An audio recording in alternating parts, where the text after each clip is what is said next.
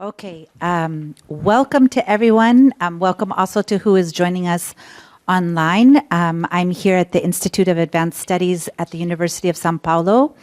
We are tremendously honored to be here, to be holding this important workshop on confronting the epidemic of firearm violence, global perspectives, and public health solutions.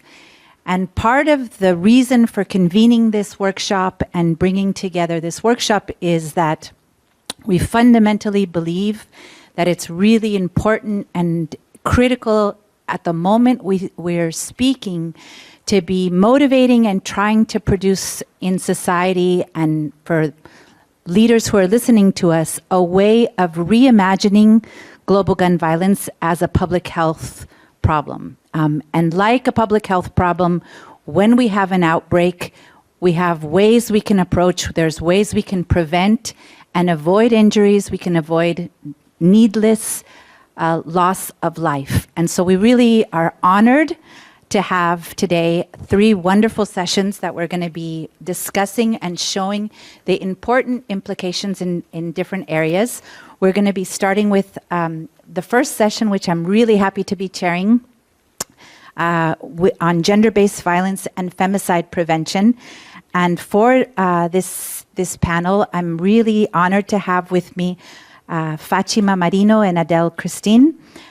Before I introduce them, and I also introduce our discussants, I also want to just quickly remind everyone who's watching us about the agenda today. So after the first session on gender-based violence and femicide prevention, we're going to be talking about protecting the next generation, children, youth, and adolescents.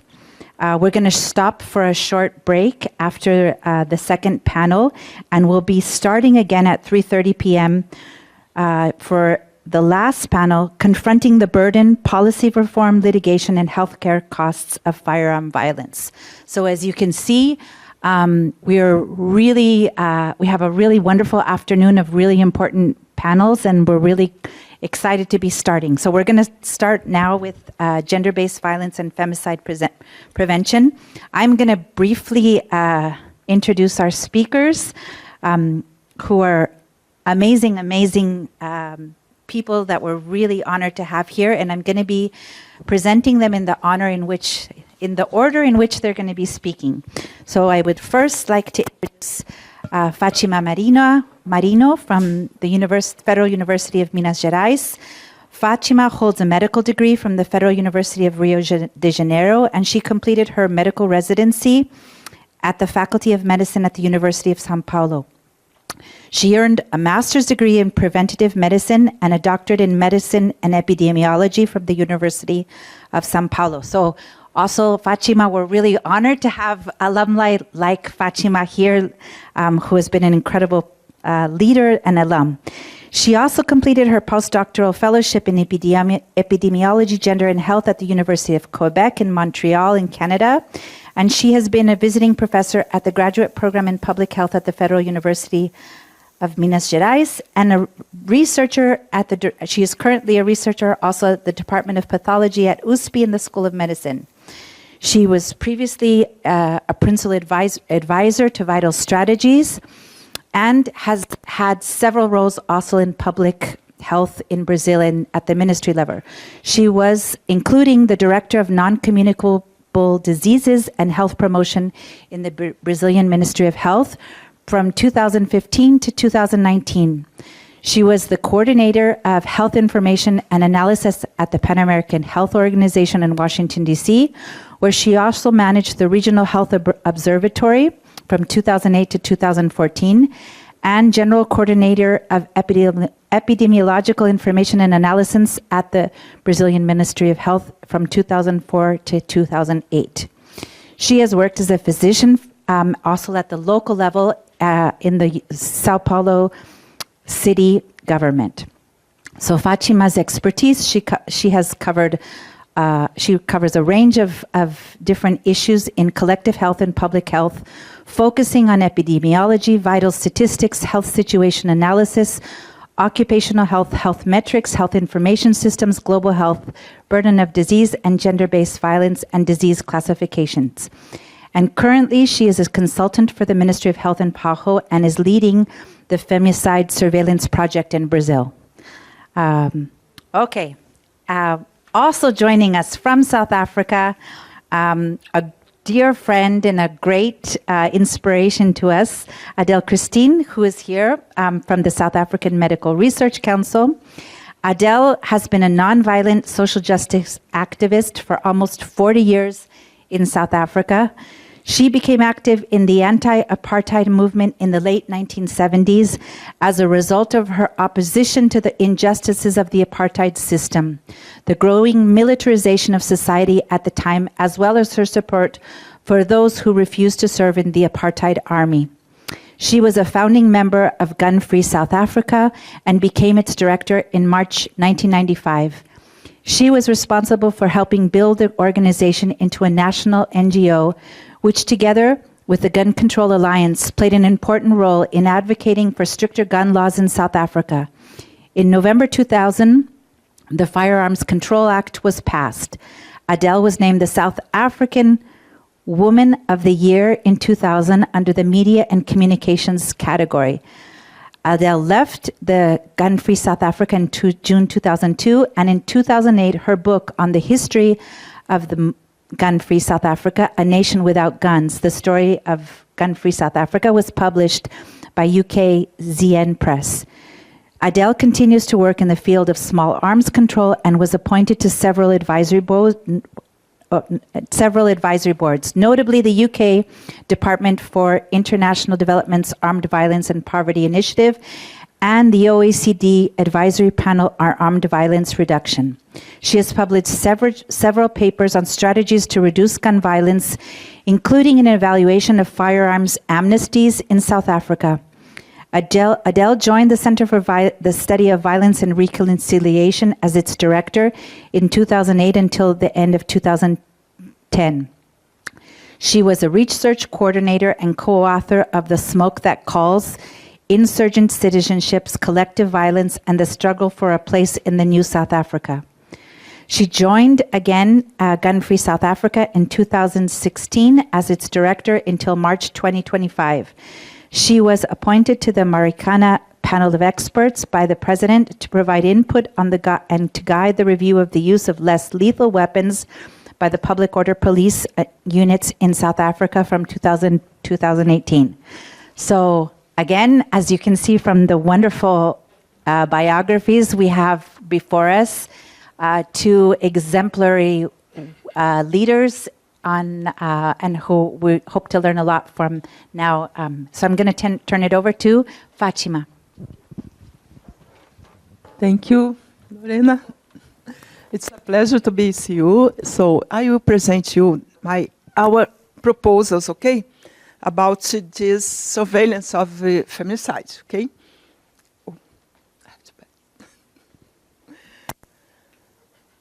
So first, a quick review, okay? External cause of death, because I work with disease classification, you know? So I'm a physician. We have in the Institute of Health the system, mortality information system, where we classify the cause of death, okay? So for external cause of death, we can have death from injury, so unnatural cause of death.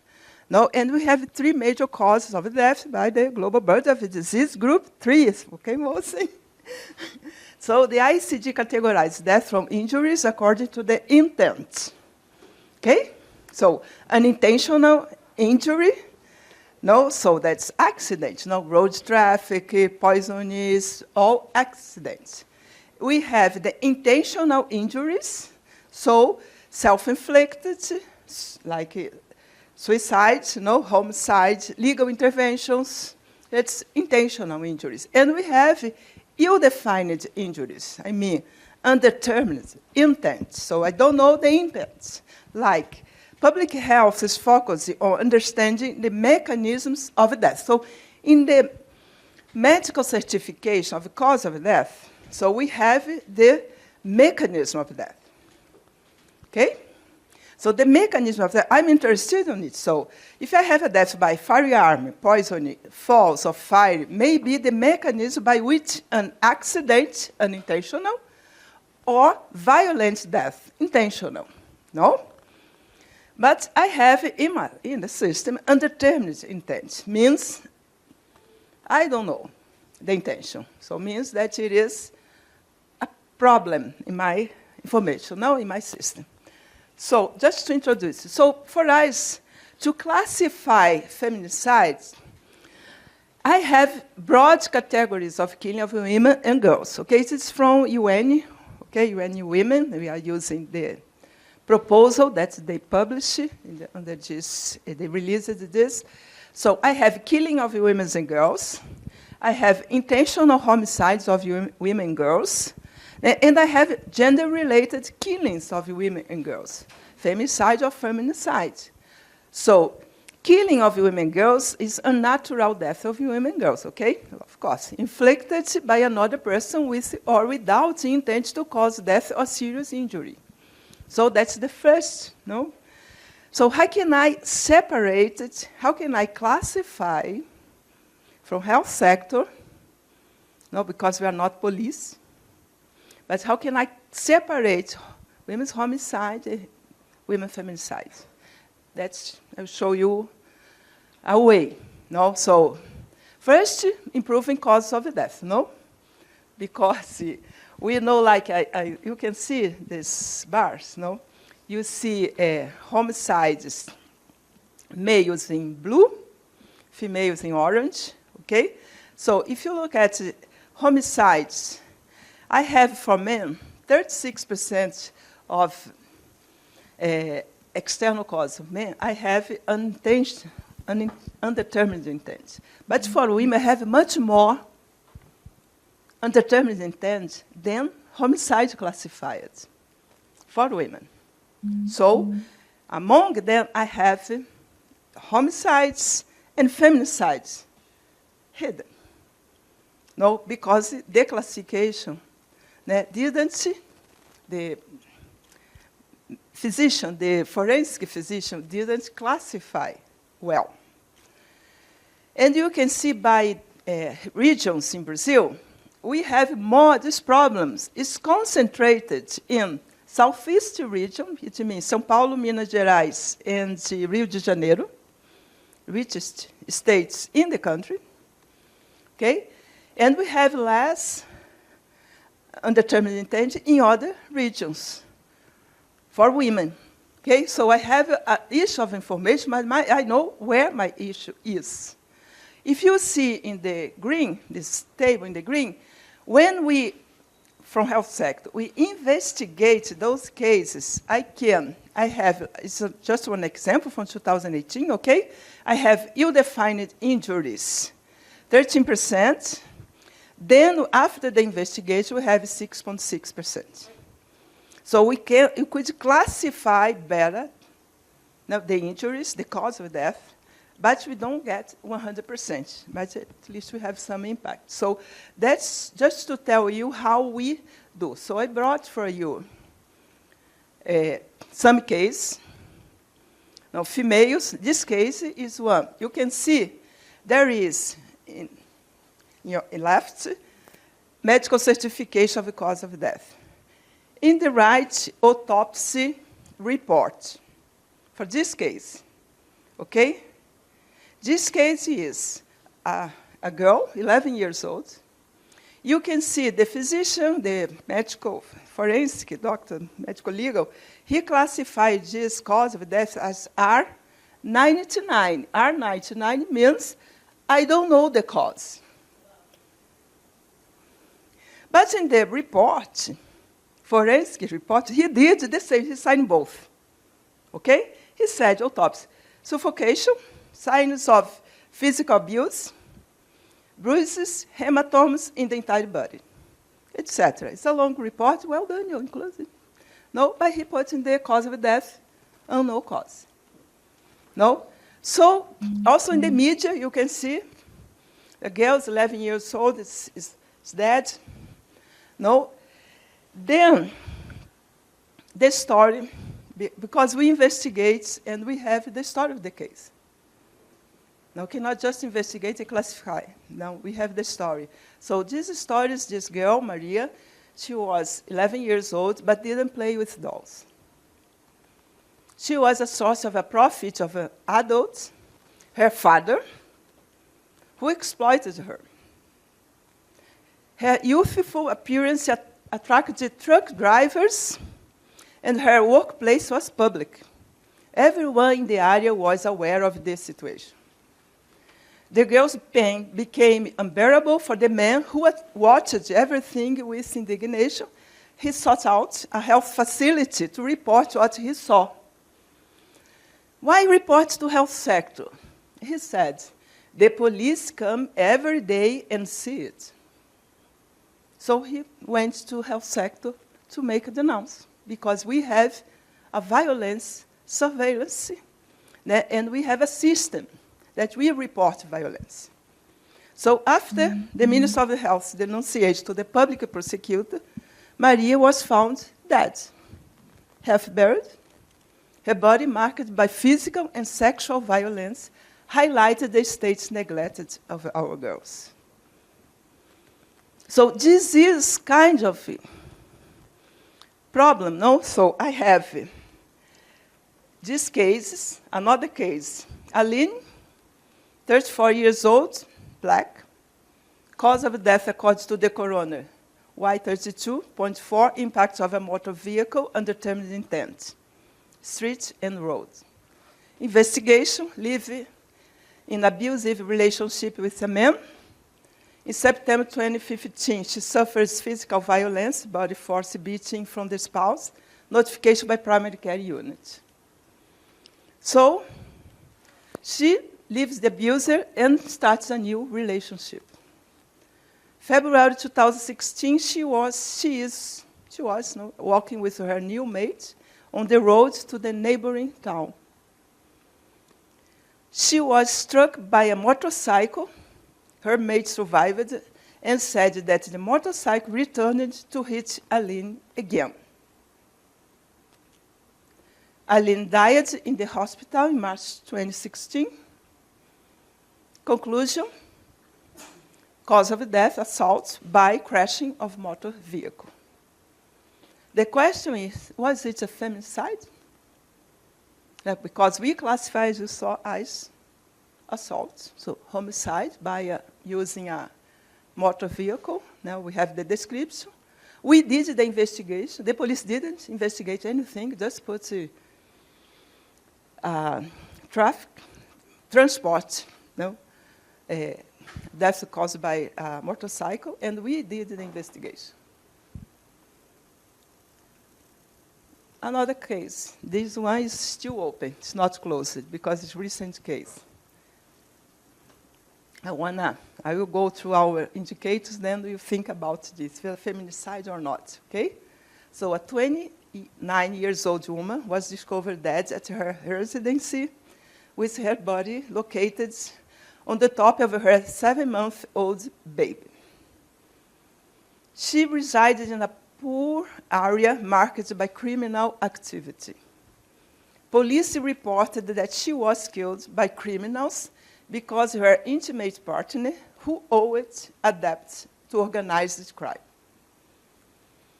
So the partner escaped. Of course, no? The partner escaped. He had the debt. He escaped. No, he left the woman and 3 little children at home. He was really a brave man, no? 2 criminals broke into the house and killed her. According to the forensic report, it was an overkill, stabbing many times. Her body was mutilated with her genitals and breast cut off, and her face was disfigured.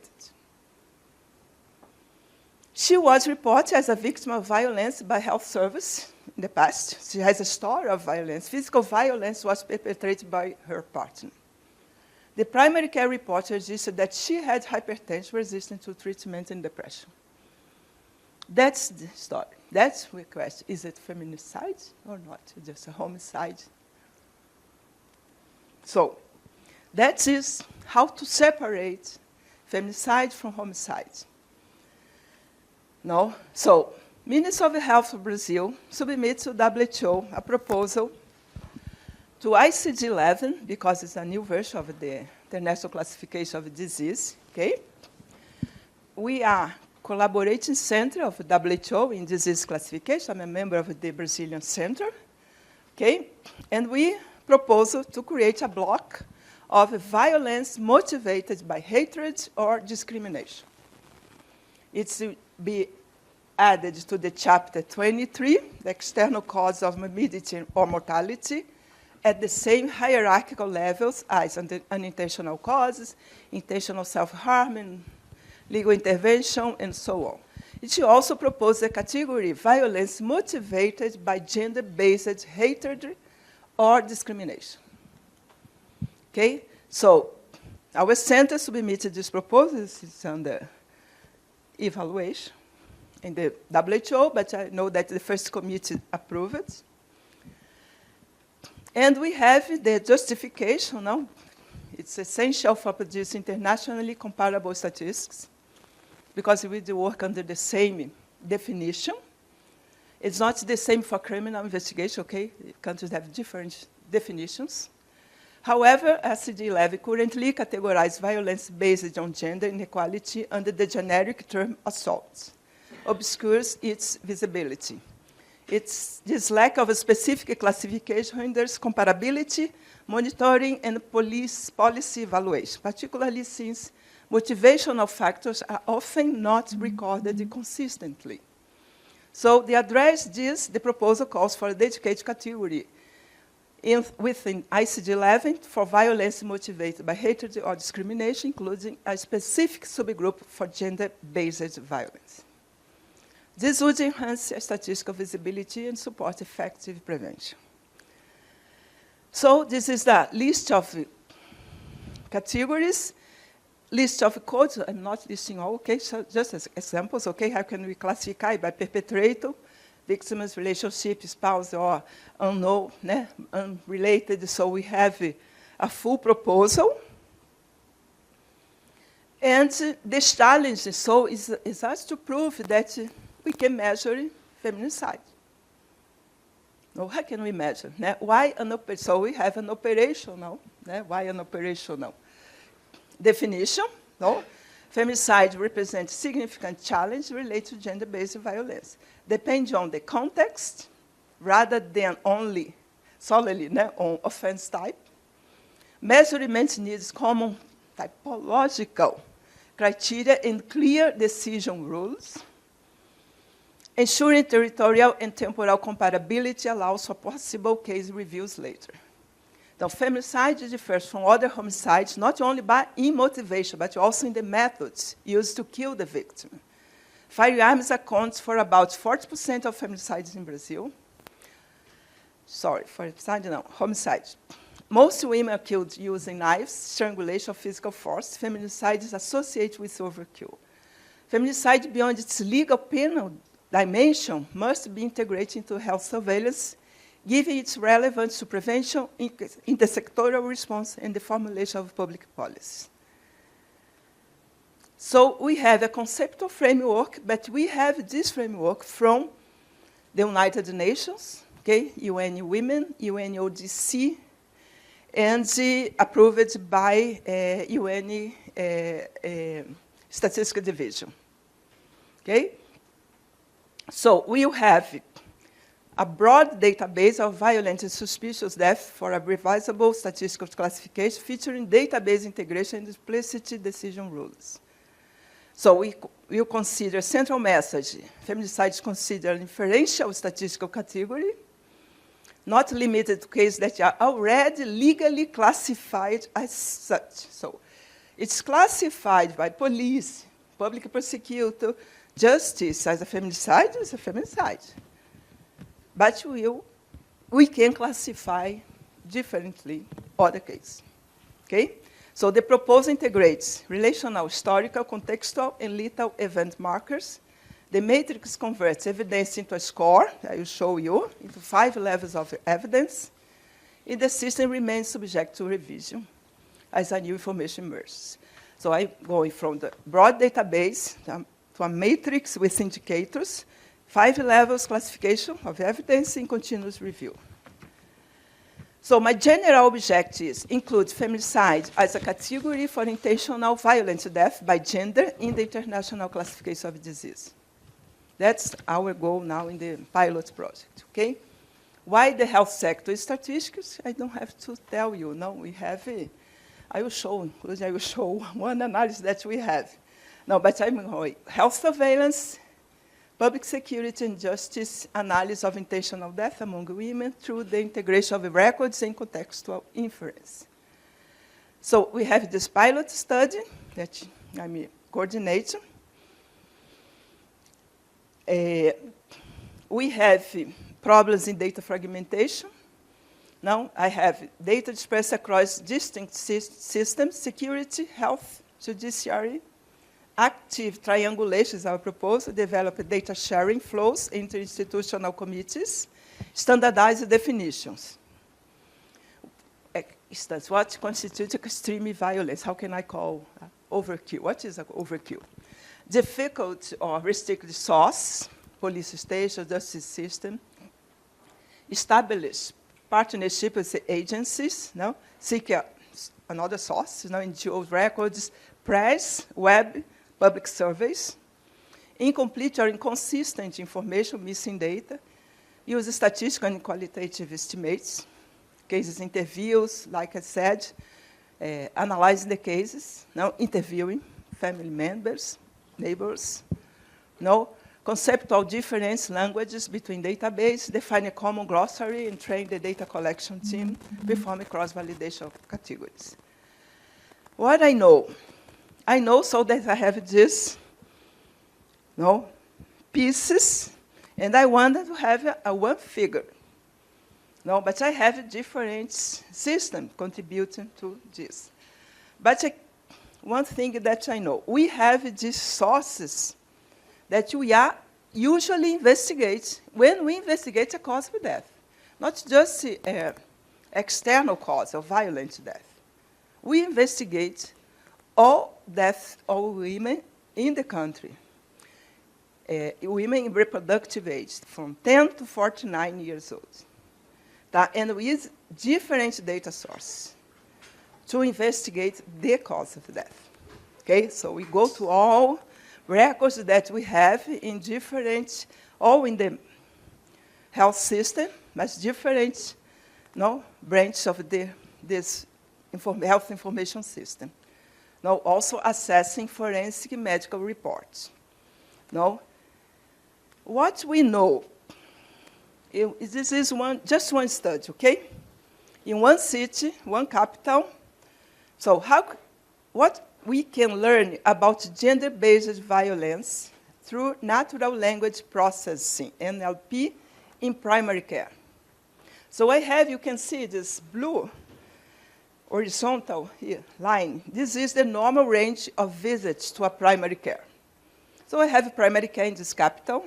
So all units of primary care, they have a kind of average of number of visits. Great majority of women, who come to a primary care. So I have this 92 days before violence, victims tend to seek more health care. How do I know this? Because you have a report, a system that reports violence. So I just linked victims of violence, who died. And so I linked with the mortality system as well, and checked their frequency in the primary care units. Okay, what I saw, 90 days before the fatal event, they started, you see this curve? They start to visit the health units more. Here. So in this phase, they start to tell about, I'm suffering violence. In this phase, here is the violence event. She dies, they died. 30 days after they experience violence, severe physical violence, they die, all of them. What did we observe? No? So, our proposal that we are testing other cities is improvements in gender-based violence surveillance using natural language processing primary care records in state capital. Our idea, this one, we analyzed 3 million records. So our proposal is anticipate the events. No? Because I know that they come more for visiting primary care before the more severe violence. So I could anticipate if I know, because they don't come saying, oh, I'm victim of violence, but I can, using the pattern of signs, symptoms, what is registered, depressions, anxiety, uncontrolled hypertension, uncontrolled diabetes. So I could start to create, a suspect of violence and start to do a policy for prevention. So that's what I know now. No, so I know that it's possible for us to act. Now, and recognize feminicide is important. So this is the data blocks for collecting aggregated statistics for gender killings, a proposal for UN. Okay, I will go through this quickly, Adele. Okay, women, girls killed by intimate partner, women, girls killed by family members, or unknown. No, could be unknown perpetrator. Unknown, and I have. From this, we started with exploring the dimensions. That's we are in proposal. We just modified one. That's the last one. Okay. So very strong evidence, justice and police. As I said, it's feminicide. There is feminicide for us. We will classify according. B, another dimension: victim-offender relationship. Is it an intimate partner, ex-partner, family member, unknown?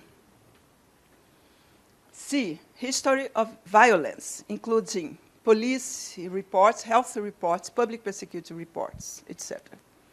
So I need to go to investigation to the story of violence. D, gender-biased context, misogyny, threats, stalking. In our investigation, threats is really important. I go to the police reports, the first one, and she says, he told that if I come to police, he would kill me. And he did. All reports that I saw, that is this, and no one gives any value for this. And he killed. No? So threats is important. Stalking, criminal organization, case, because when they decided that the girl has to date them, they really have a case like this. She refused it. She did a report from health sector, first one, physical violence. Second one, she went to police. Third one from health services, again. And the fourth was, she died. She was 14, and she died at 17. So, dynamics of the lethal events, modus operandi, overkill, torture, mutilation. According to forensic doctors, they told me mutilation is common in femicide. They said it's really common. The most common that they found in autopsies is mutilation. Okay, and we added to the UN this space. Home, it's a diet, she died at home. Places that she frequents in routine, like workplace. Now, we put this dimension because UN considers that it's not important because they are more related to intimate partner or ex-partner. And we are thinking much more broad. Okay? So we have the entry gates. So we are separated in the mortality system, deaths of women, cis or trans. You say, but how would you know that she is trans? violence system reports gender self-classification. So we separate those codes to put in our, so we investigate those causes of death, okay? That is our evidence matrix for defining femicide. So I use these indicators that comes from UN, okay? That's the last one we created. And I'm testing, I would like to hear from you guys, because I'm planning to use SCORE, okay, to classify, for definition and separating in levels of evidence. So I have the benchmark, that's the enunciation, sentence, or explicit classification of femicide, or documented confirmation of gender-based assault. Okay, femicide. Relational context, intimate partner, so I will go to search for who the perpetrator was, no? Histories of violence, as I told you, event context, modus operandi of the crime, spatial dynamics. So modus operandi we got from the forensic reports. Then we classify, the proposal is classifying levels of evidence, like I do with epidemiological surveillance. When I investigate any epidemic or outbreak, I classify levels of evidence. I go with a protocol to investigate. No? So I use it as 100% definitive, as a sentence, documented reference, standard points, very probable, very likely, no? Probable, unlikely, no evidence. So we classify, that's what we are testing. What people are saying from municipalities, because they were investigated before. I just show you 3 cases, but we have much more cases investigated. They said that the matrix helps them to classify. Not all indicators works, because they don't have this full information, but some of them really good. So we will separate what we have, what we don't have in information system, okay?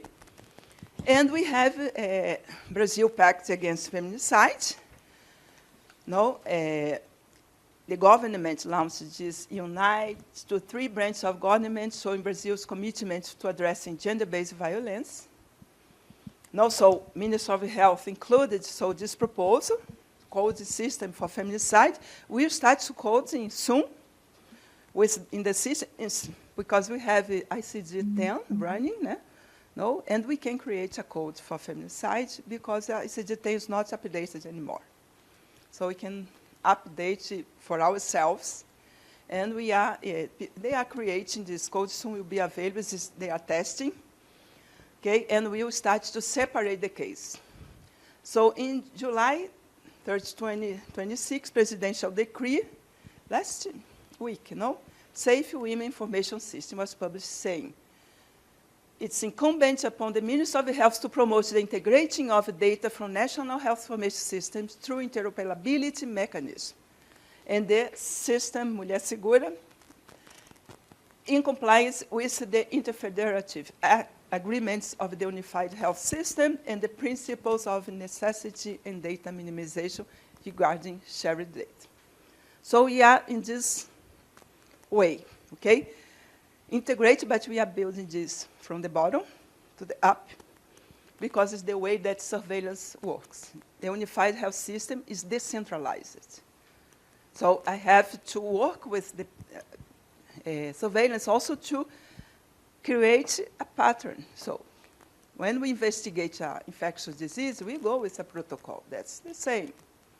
No? Then we are exactly in this month, piloting these tests with 5 states and 3 capital sub-states. And that's it. The challenge of measuring femicide shows that technical interoperability is insufficient. Effective governance among ministries, institutes, and other governmental bodies that generate data is crucial for transforming fragmented records into actionable public health. That's it, guys. Thank you.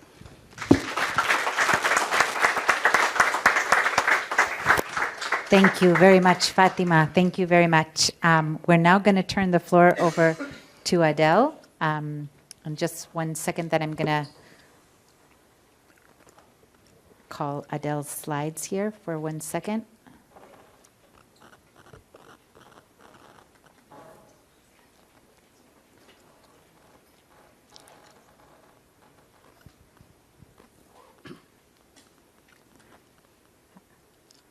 Adele, you can, we're ready. You can go.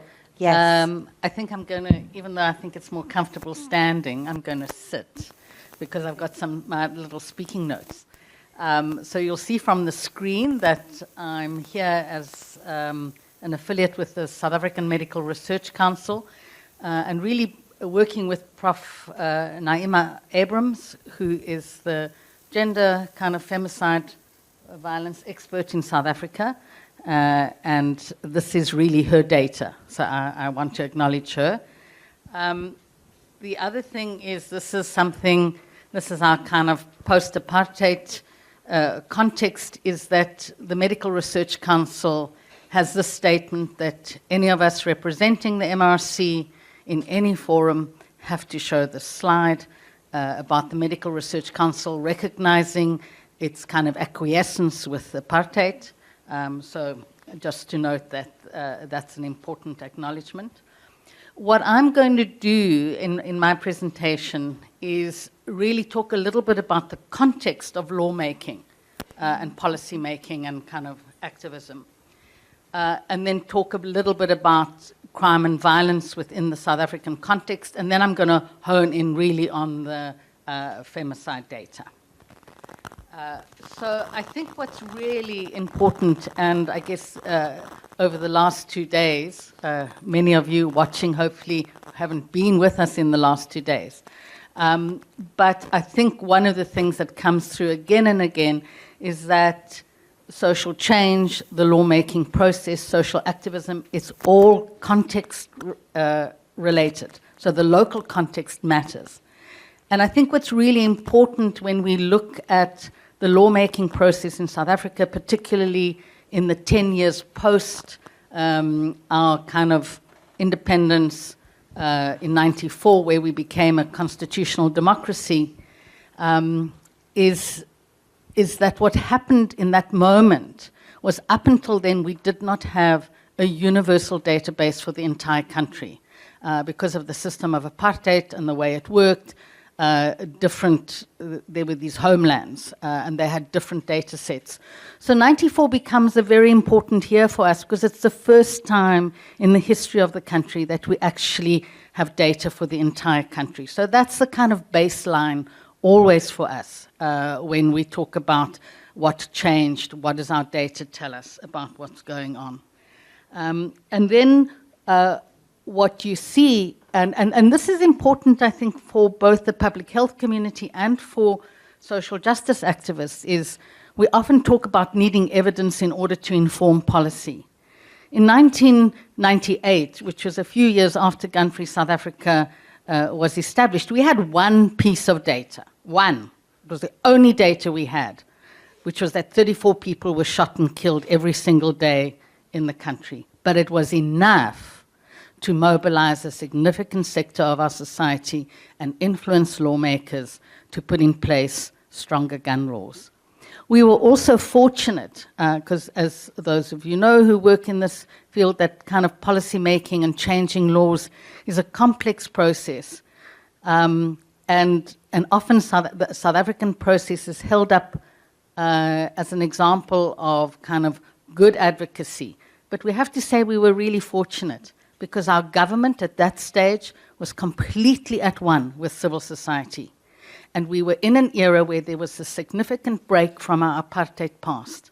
And so putting in place a new gun law that placed significant restrictions on the type of gun you could own, the number of guns you could own, ammunition restrictions, was significant. And so in a way, the context helped us. But what we did as activists is we used the context. We leveraged the positive context to get as much as we could. And in 1998, before the gun law came to Parliament, we had the Domestic Violence Act. And so what you will see, so we have the Domestic Violence Act, which puts in place mechanisms such as protection orders for women to get protection in their home from violent intimate partners. In 2000, when the Firearms Control Bill, as it was then, because it was before Parliament, we worked closely actually with the Medical Research Council and one or two other public health institutes to come into Parliament to talk about the kind of public health benefits of restricting access to guns. And the MRC submission was really important because in our gun law, there are several provisions which authorize either the courts or the police to remove a gun in the instance of domestic violence.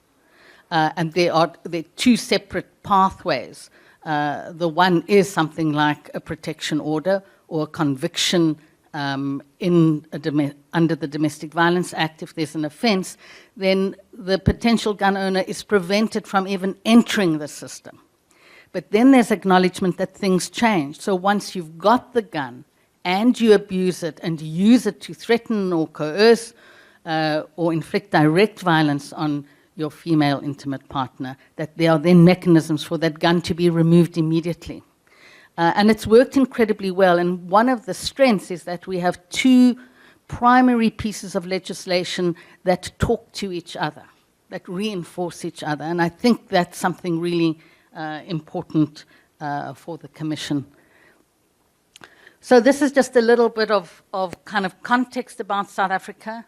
We know that we face enormous challenges in terms of high levels of particularly interpersonal violence, and guns play a central role in that.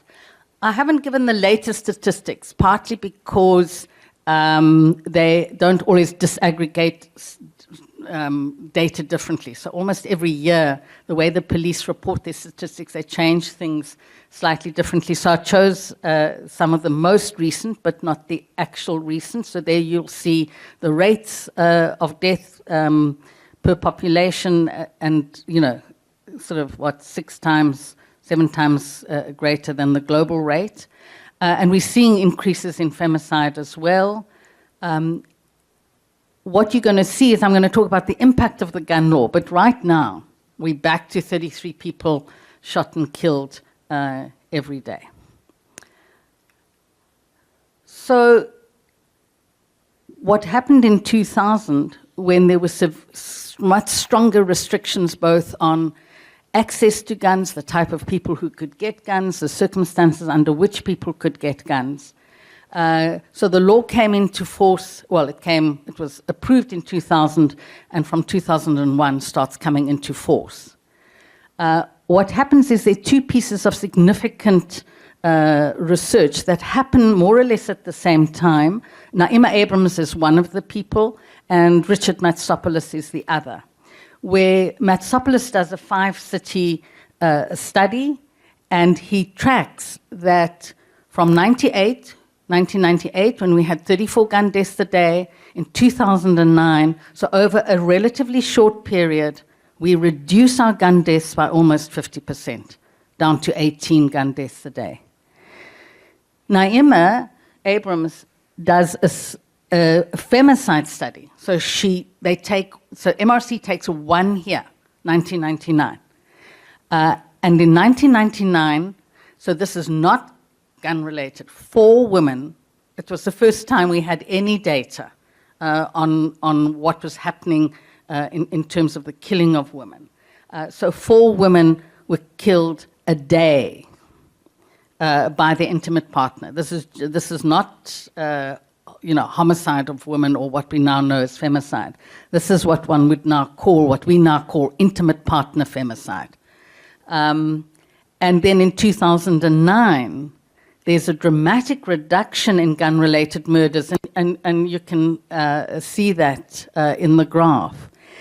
What happens with sharp force and blunt force injuries, there's some reduction, but it's more or less flat. And there's no substitution either.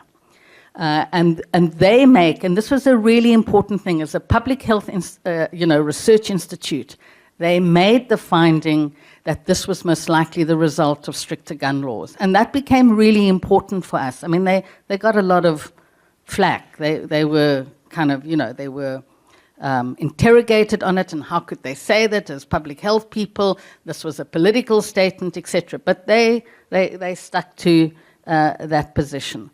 And so what you begin to see, and I think we can confidently say that, is that when your gun-related homicides reduce, and we're seeing a similar reduction in the use of guns in intimate partner femicide, your overall homicides reduce. So what you can see is the significance of focusing on the gun as a means to reduce gun deaths, but the net effect is that it reduces your overall murder. And that's what happened in South Africa. And it wasn't just one thing. I mean, the strong gun law was important, but we had a police service at this time that had dedicated firearms units, intelligence-driven policing, search and seizure, destructions, etc., and the effective implementation of the gun law. What's just happened now, and in fact this 2020-21 research was just published last year. So again, this is Naima Abrams leading this research. We have a 20-year retrospective for discrete years. So it's 99, 2009, 2017, 2020, 2021, bearing in mind that this happened during COVID. So we've gone from 7 women being killed a day to 15 over a very short period of time. It's the last point. So 2021, 7 women killed a day. And in some of our most recent annual crime stats, it's gone up to 15. So you're seeing a significant increase in women killed in public as well, not just in intimate partner femicide. Okay. What's interesting is if we just focus on firearms. So again, after the implementation of strong gun laws, you see an almost 50% reduction in what we're calling IPF over a 10-year period. The decrease holds, okay, into 2017. It stabilizes. It doesn't decrease anymore, despite the increase in overall gun homicides. We see this dramatic increase from about 2012, from the low to another high. And then we see this very distressing and depressing gain, a reversal of our gains, where you begin to see that 34.9% of all femicides are gun-related, exceeding our 99 levels. So the good news, so just look at that graph. You see the good news, it stabilizes. And then there's a whole lot of stuff that's happening in the political and the social context that pushes us straight back up. So what went wrong? I mean, a lot of it is just increased availability of guns in the criminal market, the kind of real embeddedness of criminal governance, that's what we're calling it now, in state institutions, and other factors like the increase in overall murders. So we are back now to our kind of 2000 levels of overall homicide, and then as well as intimate partner, intimate partner femicide. Okay, so corruption and fraud within the firearms control management system are kind of key driver. I'm going to end on a positive note, though, to say that despite the context of rising violent crime, of kind of embedded criminal governance within our state institutions, particularly within criminal justice system institutions, the police. What's really important, and perhaps the most important point, is this last one, that the robust data that's been collected on intimate partner femicide has enabled kind of public health officials, the violence against women sector, just community-based activists. It's played a central role in getting consensus on the need for a very specific femicide strategy. So this is not about GBV. This is about saying femicide is a problem in our country. We need a targeted strategy on femicide. And we now have a femicide prevention strategy developed by the Strategic National Action Plan on GBV-F. So again, influencing of language. We no longer talk about GBV in our country. We talk about GBV-F. The journalists name it as that, activists call it that. And this is because of data and activism from the ground up. And it's an incredibly powerful moment for us. So that's the, I've said all that, bottom-up approach, and femicide now explicitly included in GBV. So we now talk about it as GBV-F.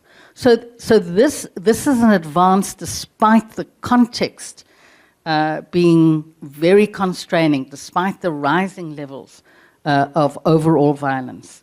And I guess just to end there, to again demonstrate how rigorous data can assist all of us to make better policy, but also to frame how we as a society think about an issue, which will then obviously guide some of our interventions. Thank you, Adele. Thank you very much. It's a pleasure for me to now call two incredible women here to be discussants and to provide some comments. I want to call Fulaji Motota, who is the Executive Director of the Women's Institute for Alternative Development and also serves as the coordinator of the Caribbean Coalition for Development and the Reduction of Armed Violence. Fulaji is here from Trinidad and Tobago. She holds a master's degree in business administration from Angelica Ruskin University in the UK and has also read a degree in sociology from Fordham University in New York. And in 2017, she was awarded the Medal for Development of Women by the Republic of Trinidad and Tobago. And we also want to call here Dr. Samad, hold on a second that I find my papers, Al-Hajj from American University of Beirut. Dr. Samad Al-Hajj is an assistant research professor and faculty of health sciences at American University of Beirut and the founding director of the Middle East and North Africa Program for Advanced Injury Research. Dr. Hajj currently leads epidemiological studies on the prevalence of various injury types, including road traffic injuries, burns, falls in the MENA region. Dr. Hajj extensively worked with the refugee community to understand the burden of injuries in humanitarian settings. Following the Israeli 2024 war on Lebanon, Dr. Hajj has assessed the physical and mental health impacts on the Lebanese population and the local fragile and limited resource healthcare system. So please come. I welcome Samad and welcome Fulaji. I count you as friends, and we're very honored to have your comments. I don't know who wants to start, either of you, but we have some time before the next panel. So we have 10 minutes, so we can spend some time here talking. And it's not easy to discuss everything we've discussed in 10 minutes, but we would really appreciate you helping to start the conversation. All right, thank you so much. Thank you for presenting us with such an alarming data. It's a pretty, could be like a driving force behind like many of the changes that we're hoping. So I'm just gonna, I think, start by asking maybe Dr. Fátima, but data is quite essential, and strong data is absolutely critical in terms of kind of moving all these, translating into policies. So how would you see like the data in your case would be able to efficiently and effectively push into that kind of changes in the protocol and the safety of women? After last week, we saw this presidential decree, so created this Safe Women system. So with data integration, so it will facilitate our work. That it's integration of health data with public security, and forensic report. Forensic report you usually access from health, now, despite the fact that they are part of the public security. But because we are health sector, they are physicians, we work together. And it will facilitate also, we add the web search in the media, social medias and media in general, because there we have also the stories of those women, not all, but some. I believe more than 50%. We can capture stories from media and social media. So we are like a puzzle, no? I have a pieces of information and the definition of feminicide is. So information we will use it to fill out our indicators, no, and decide if it was a feminicide or not. That's the way that we are going on. Yes, thank you very much, and thank you very much for your presentations. And all that you've given us to chew on. And I got to tell you, I made notes. So and I need to consult my notes in order to engage you. But I just want to start off in the situation of Brazil, because in your presentation, you talked about how you were able to gather information on the abuse that women were experiencing, because they were in the last 90 days, and more specifically in the last 30 days before their death occurred, they were visiting the public institutions, the public health institute. Yeah. And I think there are a couple of things around that. That was really astonishing for me to hear.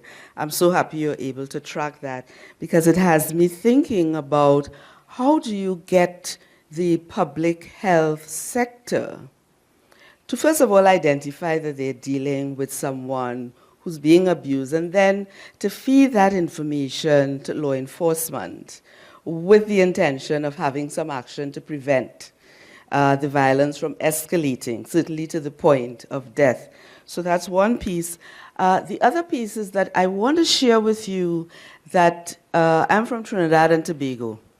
And we now have a legal precedent because a woman was killed by her partner.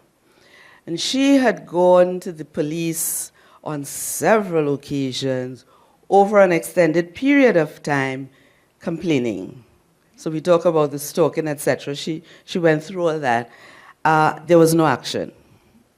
She died at the hands of her partner. Her mother took the state to court in a civil lawsuit and was successful.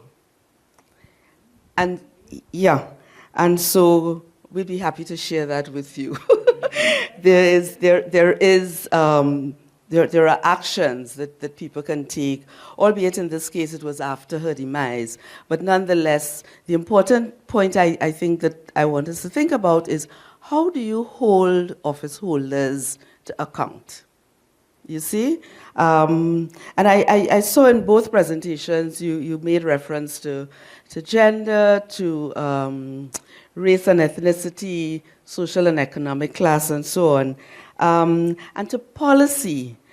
And I also want to ask, to what extent are criminal gangs committing these acts? In the case of Brazil, you did give an example, but I mean, is that commonplace? You know, how does it play out? And what does your data on ethnicity and social class in particular tell us about the women who are most vulnerable, or who become the victims of the lethality of the violence? Thank you for your questions. First, we have, since 2011, we have in Brazil this system that it is for violence surveillance. So we report violence, victims of violence. We collect on this system and we report if it is a children to public prosecutor and officer adult women. In the past, it didn't, but by law, we now have to report to public prosecutor.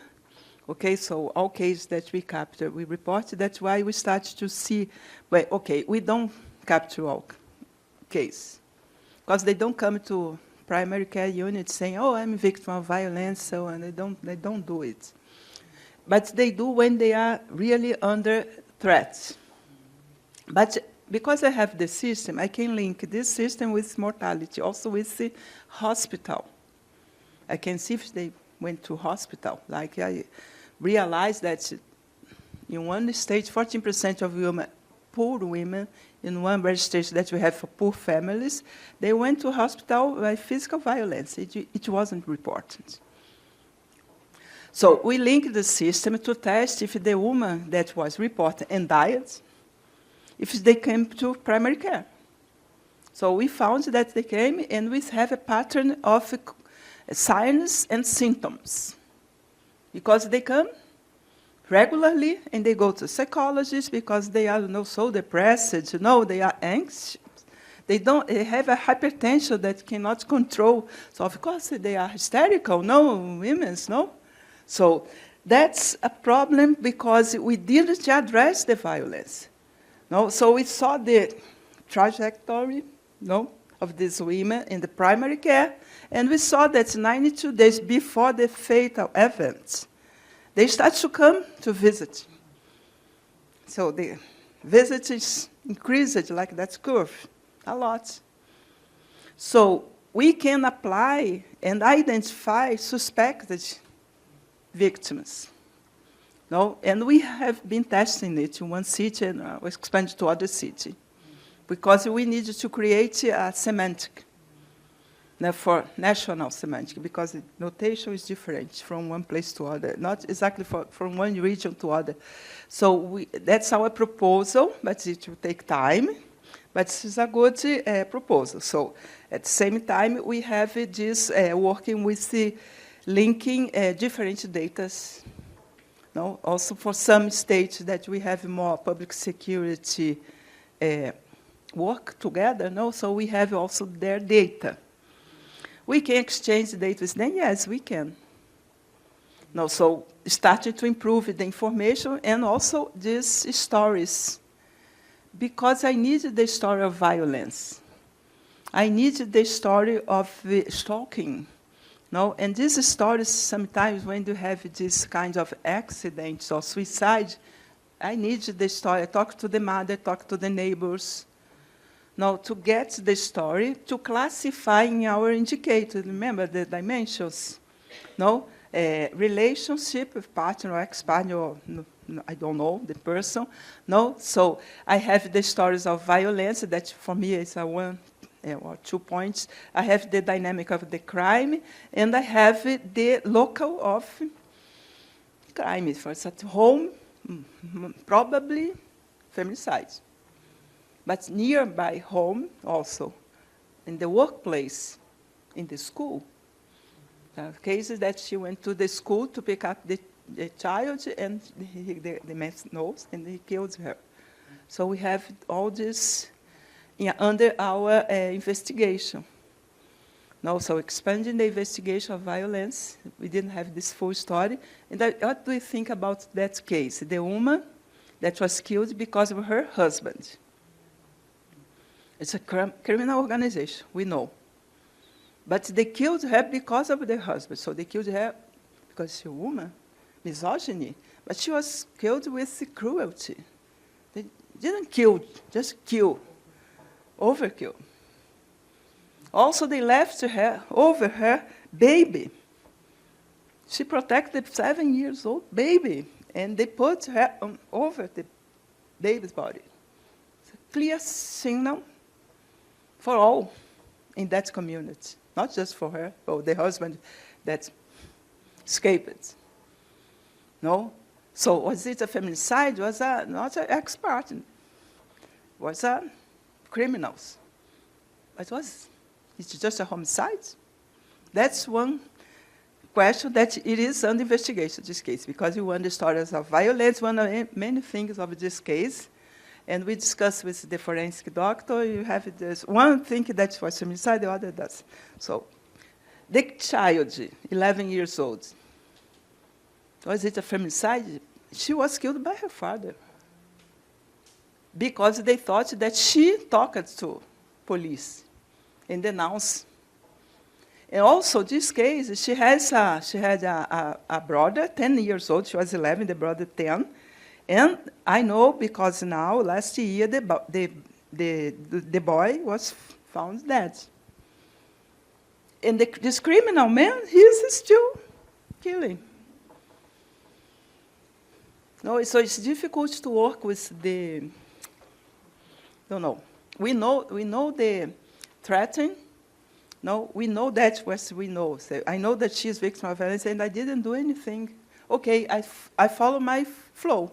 I denounced the case to public prosecutor. But it's not enough. That's why we wanted to go on, now doing more that we could do from health sector. No, and maybe I like your idea. Yeah, suing the government. Yes, maybe they move better. No?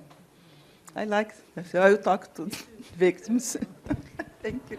Adele, I don't know if you want to answer to... I just have a quick question. Sure, go ahead, Samar. All right, so just given that the global burden of gun violence is basically with young men, what is the rationale for focusing specifically on reducing gun violence related violence against women?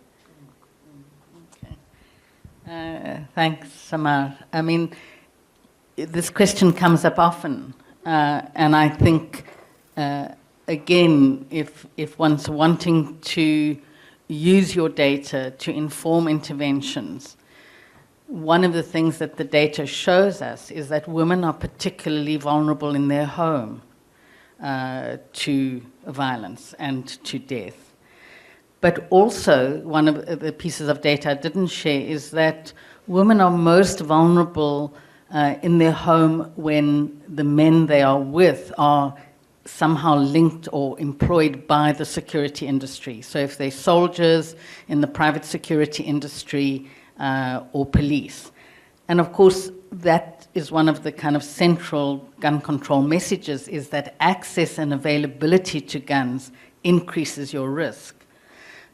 So part of the rationale is understanding that this group of people, this population group, are particularly vulnerable in the home, and it's because we're women.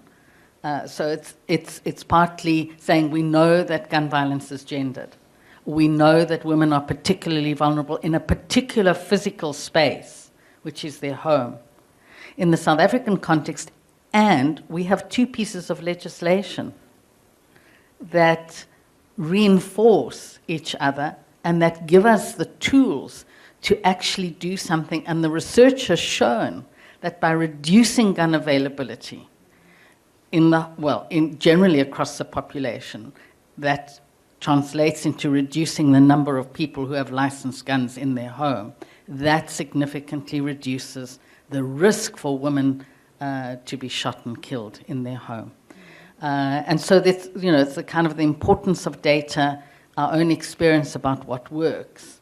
And then I guess another message is this is long-term work, because those gains have been reversed now. So, it's almost like you have to keep your eye on that ball all the time. So what does this mean? Does this mean we have to strengthen our gun laws?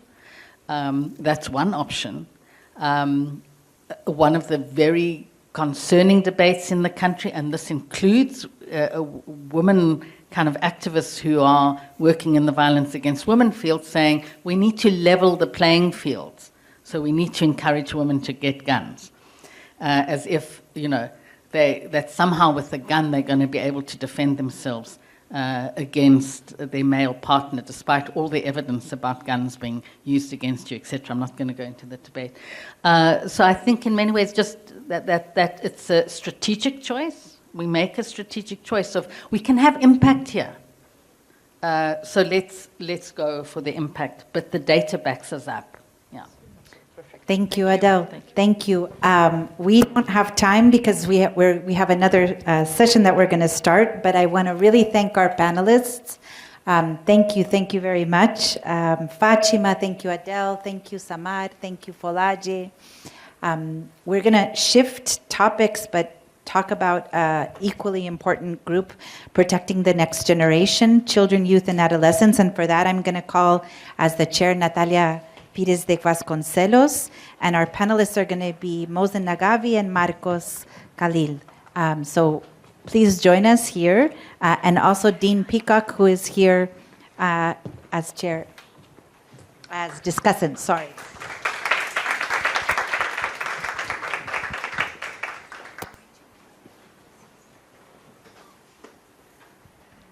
Hi, everyone. Hello. I'm very pleased to welcome Dr. Mosen Nagavi from the Institute of Health Metrics and Evaluation, the University of Washington, Seattle, who will be presenting on quantifying firearm mortality from early childhood through adolescence. Dr. Mosen Nagavi is a professor of health metrics sciences and director of Subnational Burden of Disease Estimation at the Institute of Health Metrics and Evaluation at the University of Washington. His work at that institution, he leads work at that institution on disease burden and causes of death, including projects in Brazil, Russia, Iran, China, and Ethiopia. He's also the team leader of the Global Burden of Disease and a member of the GBD Scientific Council. He has extensive experience on working with health ministries and health policy in so many different areas. His biography is incredible, and it's such an honor to have him here talking to us about this important topic. And then I would also like to introduce Marcos Khalil from UNICEF Brazil, who will be talking about community and civil society interventions for youth risk reduction in Brazil.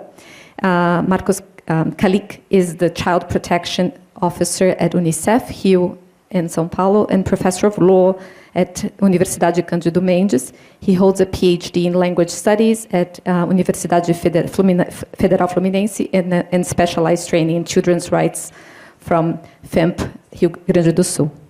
And please, the floor is yours, Dr. Mosen.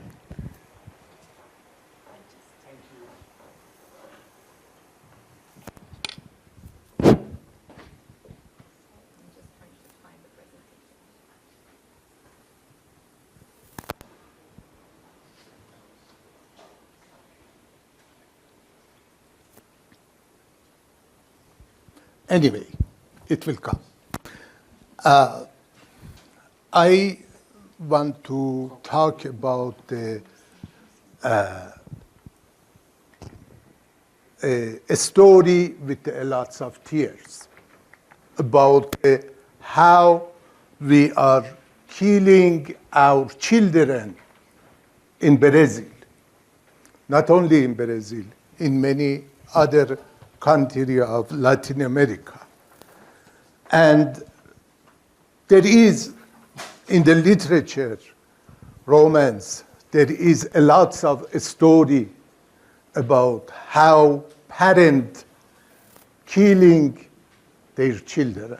And all of this story is with full of tears. And here is one of them. Okay, let's go. This is not very useful for you because it is full of the number, but let me say in the 40, I started this time from 1980, not 1990. 1980 until 2023, 1.5 million people in Brazil die with gun. It's very big. It is in the size of the population in the whole country, in many countries. And from these 1.5 million, 100,000 was women and 1.44 million was men. It's big. You are killing your young men. Why? Look, it's not something that I can say it is suicide. All this red line is homicide. This small part, yellow, is suicide. And then this blue, it is, you don't like the name, but it is unintentional injury by gun. Oh, it's very big. This is by the rate, maybe, is not something that you should. But now look, sorry, from 1980, your government, your society, your community killed, look, this is 20 to 24. This is not something that I am saying. This is the data that you have. This is the same data. Same data, I do not know in Portuguese what is the abbreviation. Sistema de Informação de Mortalidade. Mortality Information System. Yes. That was the system that you produce. Just I put together. It is not from something that I made. And interestingly, that you can see pattern, this red line is from 1990, from 2023. And blue line is from 44 years. Didn't change at all. 40 years, your age pattern was stable. It is based on your data. Okay, now, look to the overtime. This is by number. I put your attention to the two drop. I don't know, and maybe I know for the 2003, maybe this is the time that first time Lula came, 2002, yeah. Maybe people, because Lula came, stopped killing each other. I don't know. But second is 2017. I don't know why here. It was Bolsonaro, yes. No. Who? Maybe. Anyway, it shows both in the rate also that you can see there is a big drop. But it didn't change because you are third country in the world for the killing by gun. Doesn't change. This drop doesn't change anything. And look, here this is female. I want to say, with all respect to the femicide, with all respect to the female deaths, you are killing your young men. What are you doing? Yes, and this is a very serious problem. And this is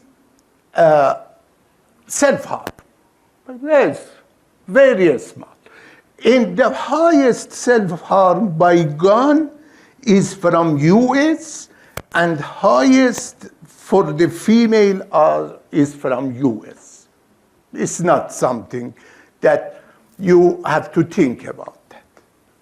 And this is unintentional injury, that you have one in two peak.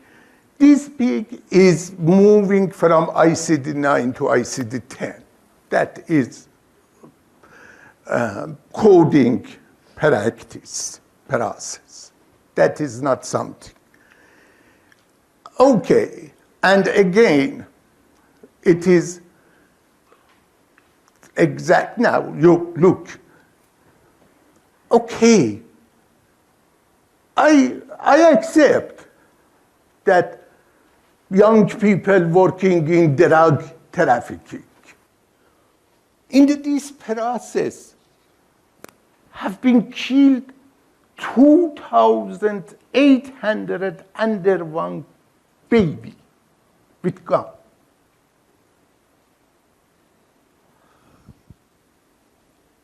And 4,124. And 27,000 5 to 14. That is, we talked about externality few minutes, few hours ago for the gun. Where did you put this externality? Killing children. Then they will say, oh, genocide. What is that? Is it not genocide? Is that genocide? People that produce and trade and send the gun here, they are doing genocide. Who killed the children? They shoot to themselves? No. Okay.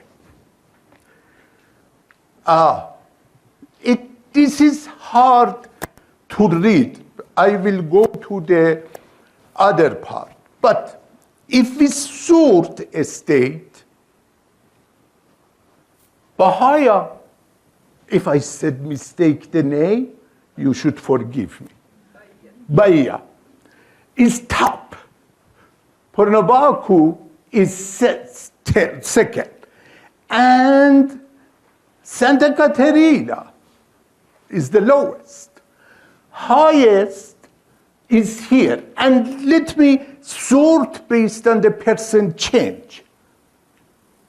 Oh.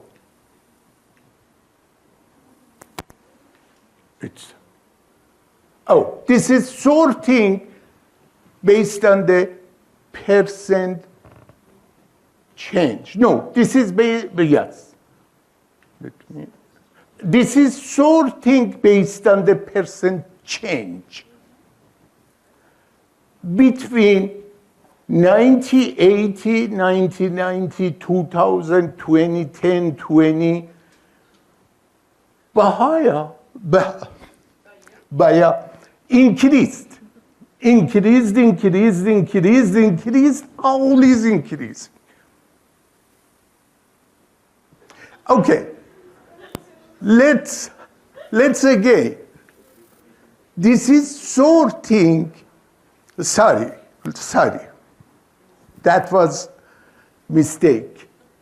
This is sorting based on this is sorting based on the age standardized and sorting based on the percent change in female and male and both sex. No, this is comparing between, yes, year by year with the 23, with the 1980. Yes. And now let's look to the map. São Paulo, Santa Catarina, it's a very nice place. Look, Look. Let me say my theory. My theory is that homicide move in the Brazil, same as ghost. Look, this is my theory. This is percent change. Percent change in some state. Again, percent change between 4 year and 4 year. Because I calculate 4 year because I wanted to stable of the age-specific mortality rate. And you can see here Amazon increased 200%. By 300%. CV? Sierra. 189%. And go. You can see. Some of them, Santa Catarina decreased. São Paulo decreased. MS, Mato Grosso decreased. But look,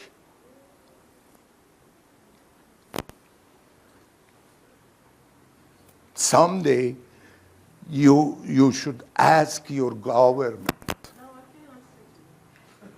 Okay.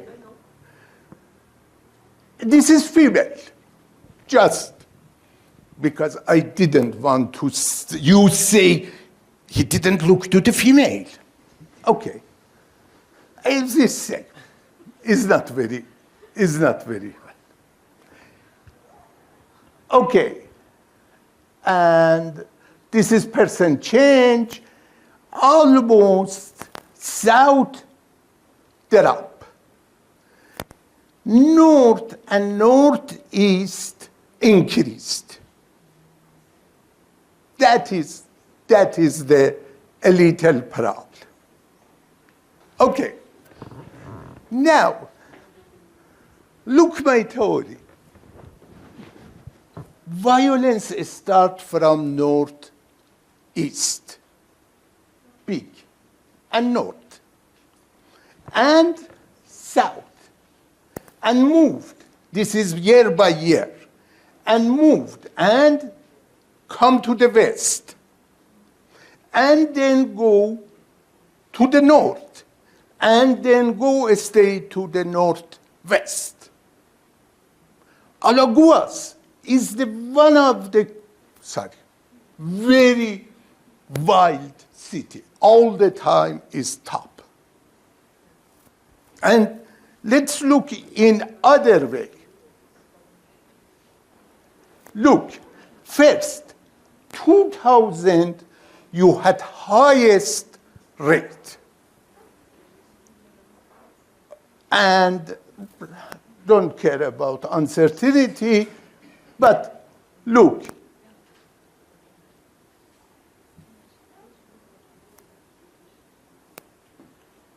Stay here. Why? Because cartel moved. You have 3 cartel or 2. Biggest. When police put pressure in Rio and São Paulo, they moved to the north. Then they moved to the northeast. Then police put pressure, moved to the northwest. Cat and mouse. And that is one thing is very important for you.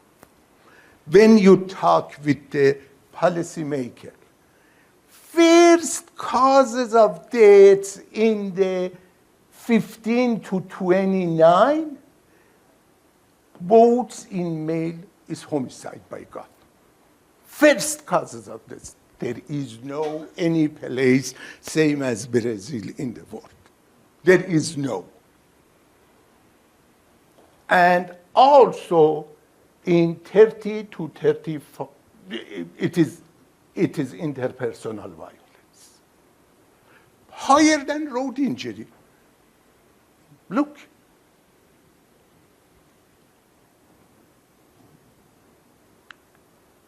Oh, I promised you, give you the map of the homicide by municipality. And this is by municipality. This is for 2000, this is for 2018. Again, you can municipality by municipality follow. You have this map. This is in the website of the Federal University of Minas Gerais. You can look. City by city. Municipality by municipality. You can follow every year. And few minutes ago, we sent the data for the 2025, from after 2018 for the 2025. Then you can see how municipality move. And if you want to intervene in the community, I don't know, community people that move against, you have to select this city, not this city. Finish. Thank you.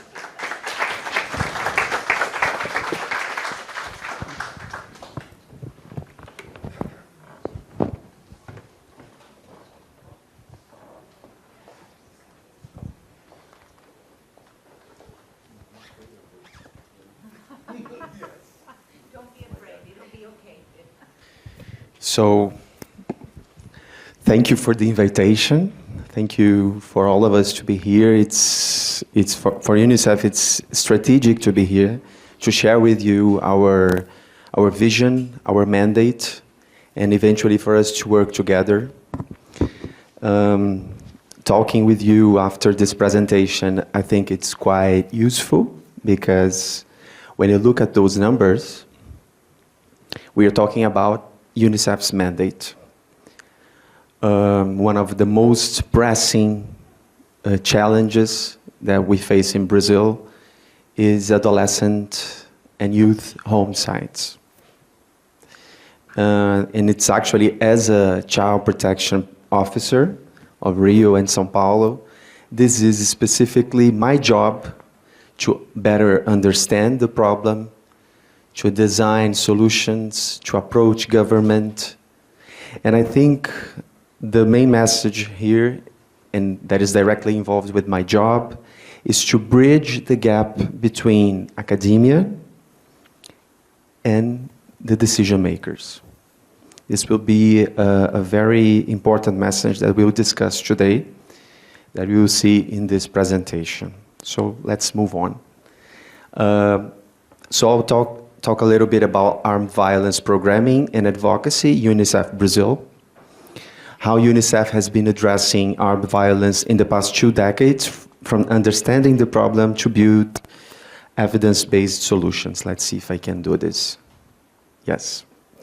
So let's talk about our approach, the definitions that we've been using regarding armed violence, firearm violence, and so on. So armed violence is seen globally by UNICEF as a problem, as an issue, very characteristic of our region, of Latin America and the Caribbean. So LACRO, which is our Latin American Caribbean office, which will change the name soon, very soon, but no problem. We've been developing several papers. We've been reaching out academia to produce what we will see here today. So we should differentiate, as you know, armed violence from armed conflict. And it's clear for all of us that it impacts children and adolescents, families, child protection workers, which are one of the audiences that we usually work with, communities, and so on. In Brazil, as we've seen, we have proved with numbers and a few maps, we saw that armed violence is not only a problem of the great urban centers. The common sense, the general idea usually understands as a problem of Rio, actually. If you go to Brazil and say, oh, Rio is the most violent city in the country, which is not, actually. So it's spreading to mid-sized countries, to small cities in rural areas, as we've seen. Our usual definition, as you all know, is the intentional use of physical violence, threatened or actual, with arms against oneself, another person, group, community, or state that results in loss, injury, death, and/or psychosocial harm to an individual or individuals, and that can undermine a community's, that's very important, countries or regions' security and development achievements and prospects. One of the most important tasks that we've been communicating and trying to develop with governments and the society is to translate this definition to something that actually makes sense, especially for the decision makers, government and civil society. Because of course, this definition is quite complete, but we've seen that in terms of policy and politics, it has not been as effective as we would like. And you see what we've been doing to fulfill this objective. Of course, this definition includes firearm, which is the object of our meeting here, but also shootouts and confrontations, targeted armed attacks, organized criminal violence, state-related violence, explosive weapon violence, and indirect and cumulative effects. Another definition that we use in UNICEF is, of course, regarding this complex, multidimensional phenomenon, which is armed violence is a complex, multidimensional phenomenon linked to high levels of inequality and exclusion and institutional and structural constraints, such as government shortcomings, hardline policies, corruption, lack of participation and transparency, weak rule of law, high levels of impunity, and intergenerational reproduction of poverty. Easy access to firearms, which we've been talking regarding GBV, drug trafficking and other organized criminal activities also increase the risk of adolescents' involvement in violence and crime. One comment in this definition, and this is a sensitive balance between the global south and the global north in this discussion. Can we say in Brazil we have high levels of impunity to black people, poor people? Is this really a cause of armed violence in Brazil? Is impunity? Or another very common cause that we hear in debates within global north is regarding the absence of the state. When you go to Rio de Janeiro, you really have a child protection network in every favela. The state is more or less present. It could be better, maybe. There could be greater budget, maybe. But so this is a point, a sensitive point that we should think about, okay? So one of the ways that we've been trying to communicate that definition that you all know about regarding armed violence is this one. 2 dimensions of armed violence that require advocacy, programming, specific strategies for both of these dimensions. The first one is acute armed violence. The category that we use is confrontation. So episodic, high-intensity violence rooted in direct confrontation, including shootout between gangs, armed groups, and the police.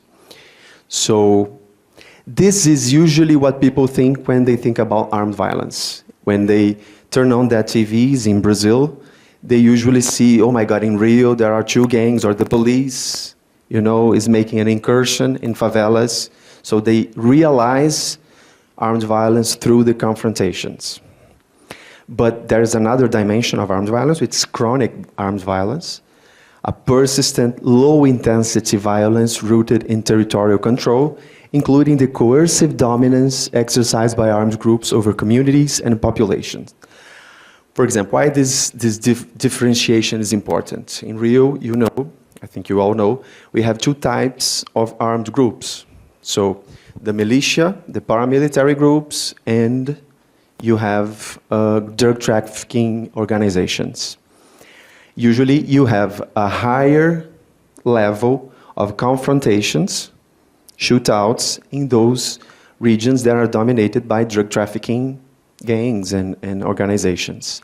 But in paramilitary territory, they are usually almost zero confrontations, even with the police. So the impact of armed violence is measured not only by the shootout, the level of shootouts, the number of shootouts, but mainly by this dominance. And the type of dominance these two types of armed groups usually coerce over the territory is quite different. The sociability is different, okay? So as I told you, we've been trying to design advocacy, programmatic interventions, and evidence generation that are very different for both of these dimensions. This is a work in progress because this is quite new, and we've been aligning with the academia to do this. In the past 15 years, we developed this collective effort that you can access. These are almost all public, okay? We have Brazilian evidence. We will talk a little bit about this Brazilian evidence today. You have Education Under Siege. This is a paper, a report on the impact of armed violence on education. Interrupted Pathways, about mobility, urban mobility and armed violence. Early Childhood in Maré, which is regarding vaccination and access to health at Complexo da Maré, one of the most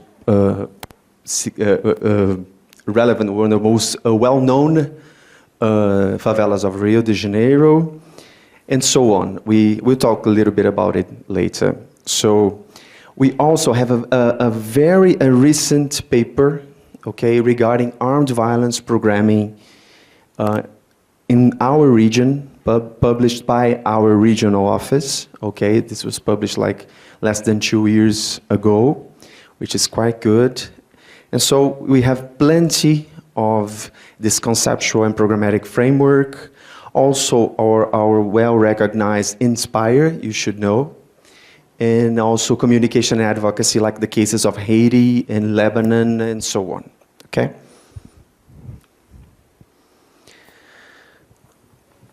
As we were talking about lethal violence, which is not the same as armed violence, but they are quite related. In São Paulo, we published in 2021, Paula, who is with me today, she was one of our officers responsible for analyzing and publishing this report. This is one of the most important reports for us because it was about the experience of body cameras and adequate protocols to use storage data with the military police of São Paulo. It was a very strategic piece because we showed that using the body cameras and adequate protocols, the lethality, the juvenile lethality, fell immediately. So it's very hard when you talk about lethal violence that we have definite proof that a programmatic, a policy, has an immediate effect over lethal violence. And I think this data and the data that we saw earlier in the previous panel, that we say, oh my God, this is so obvious, It's so obvious that if you control arms, that if you have adequate protocols and body cameras, the lethality will fall. And now, in our case, it's about adolescent homicides. This is our job in UNICEF, because for us it's obvious, but the public debate don't catch up as easily, and we have to be good partners to try to communicate, to convey to decision makers.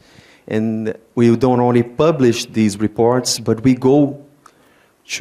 mobilize grassroots movements, we go to the government, state assembly here in São Paulo, and to the governor when we can, and so on, and the Ministry of Justice, and so on. Another report that I think it's quite useful for us is this Trajetórias Interrompidas, Interrupted Trajectories. We started in Ceará, a state that you were talking about. We started there. It's a report that we analyze. We pick, for example, 25 adolescents that were killed, violent deaths in a territory. This was made in Pavuna, Rio de Janeiro, the second edition of this report. And we analyze their trajectories through the Child Protection Network. Did they went to a health unit? How was their school history? Social assistance policies, programs? And we analyze if they have recordings and so on. I won't give you everything because there's so many informations, and these reports are available.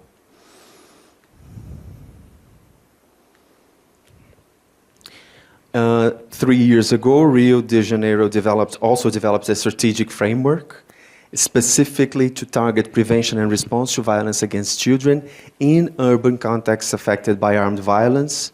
And I should say to you that this is a very important message, because right now, as Child Protection Officer of Rio and São Paulo, I have this mission to connect the actors from both cities to address violence against children, specifically in armed violence contexts.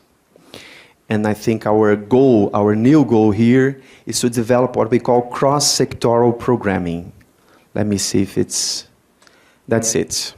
Why we reached this point?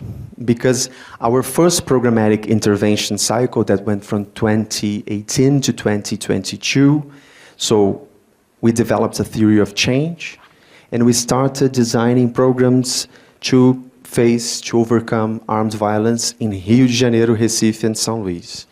And the lessons we've learned is that first, we need to clarify the scope of armed violence programming. That's why we now are trying to develop cross-sectoral programming. I'll explain it to you. By the end of 2022, it was clear for me that for my colleagues, it was not as easy to distinguish, both internally, UNICEF, and externally, what is the difference between an ordinary program that is implemented in a territory affected by armed violence and specifically an armed violence programming. It was not, because sometimes we could do an empowerment, a girls' empowerment group in a favela that is marked. Of course, it touches upon a few aspects of armed violence, but what it actually does to change this landscape, the motivators of armed violence, and so on. Advocacy is necessary. Armed violence is so structural, as we've seen, is structural in Brazil, armed violence.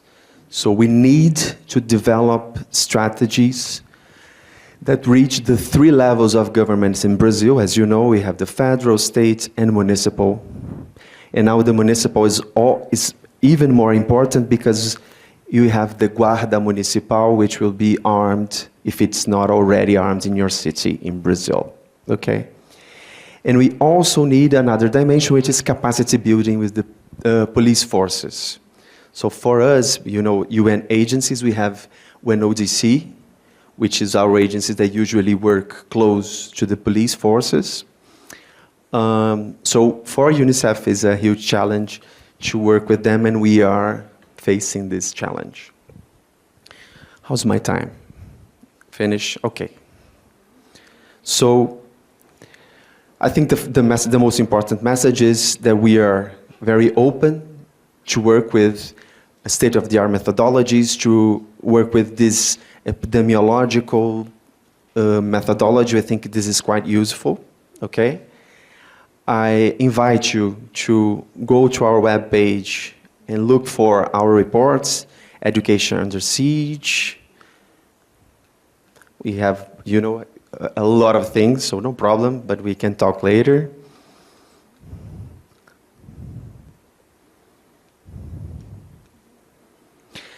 I'll finish, okay? So just to share with you what we've reached up until now with all of these reports and advocacy. We engaged the ministries of education and health. We finally got the publication of national guidelines for educational continuity, because in Brazil, children must have 200 days, school days. It's mandatory, but if you have, you know, shootouts every week, it's not possible. So a child, an adolescent that lives in a favela has much less school days than, you know, someone who is not in a favela. So this is a very stark inequality. So we've been pushing the government to publish guidelines. We've been enrolling grassroots movements and so that we can reach this. And we are doing the same with the Ministry of Health to design a reparation and resilience model for health units in territories affected by armed violence. So we are doing our part of the job. We need to do much more, okay? 2 of our next steps, and I'll finish. We are doing a social and behavior change study and probably a programmatic implementation on the determinants of corporal punishment, which in a way, as we are talking about physical violence and violence inside homes, we are usually talking also about firearm violence, so maybe we can reach a few of those aspects. And we will continue our studies on armed violence impacts over social assistance, guardianship councils, and other child protection systems. So thank you very much. I hope we work together in the future. Bye-bye. Thank you so much, Dr. Khalil. Thank you so much, Dr. Nagavi. I would like to call to the table Professor Dean Peacock from University of Cape Town. Dean Peacock has been involved in work and scholarship related to violence prevention and health equity for the last 3 decades. He's affiliated with the School of Public Health at the University of Cape Town, the Gender Center at the Geneva Graduate Institute, and the Violence, Inequality and Power Lab at the University of San Diego. It's a pleasure to have you here. He's also the co-founder and co-director of the Global Coalition for the WHO Action on Firearm Violence.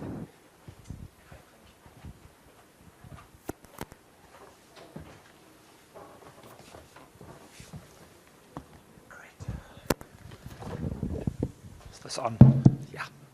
Good afternoon, everyone. It's really a pleasure to be here, and deeply, deeply grateful for all of the fabulous hospitality. So, thank you. What a fabulous panel, right? The level of nuance, both in the data and in the analysis that Marcos just provided, super rich, super interesting. Fortunately, we got to see Mosen's data a few different times, and I was amazed at how calm you remained under technological pressure. So thank you. And, astonishing nuance in the data. Municipal level, provincial, over time, even tracking geographically the movement in the ways that you did. And I thought your presentation was so helpful. In fact, in the last 3 days that we've all been here, I think you probably provided the clearest articulation of the multi-dimensional nature of firearm violence, right? And I think what you traced was so important and the implications of it so challenging to figure out. So if the, the drug trade, drug policy is directly related to firearm violence and health outcomes, what does that mean for how we might think about drug policy? What does it mean for how we think about criminalization, policing practices? So thank you for pushing us in that direction. And you may not remember, but we spoke telephonically a month ago, and as soon as I saw we were on the panel together, I thought, oh no, I still owe you an email. So I'm so glad we get to have this conversation in person. But I really want to encourage everyone in the room to read the reports. They are groundbreaking. I've worked with UNICEF a lot over the years, and I'm not sure I've seen before such innovative research coming from a UNICEF office, certainly in terms of violence prevention. So I wanted to, really thank you and your colleagues with whom we had such a great discussion. What I wanted to just add, and then I have a few questions, and I want to open the floor to questions, but first let me do a quick time check. How much? 15, okay, I promise to keep this short. So one of the things that I think didn't emerge as clearly, and I have it in my slide deck, and it might be useful if we can, I just produced a 20-slide slide deck, but I think I'm only going to use 2 or 3 of them. But the issue is in the same way we have multi-dimensional causes of gun violence, we've got multi-dimensional harm, right? And because of the lethality of guns, we tend to talk about fatality, and we tend to talk about injury. What we, I think, may not include enough in our discussions is the stuff that sits in your reports, Marcos. What does it mean for mobility? What does it mean to grow up in a community where you're too fearful to go to the clinic to get a vaccine, where your parents don't feel like they can allow you out of the house? That's true in parts of Brazil. It's true in many parts of South Africa as well. What does it mean for intergenerational cycles of violence? In the world that I have spent a lot of my career, let's go skip.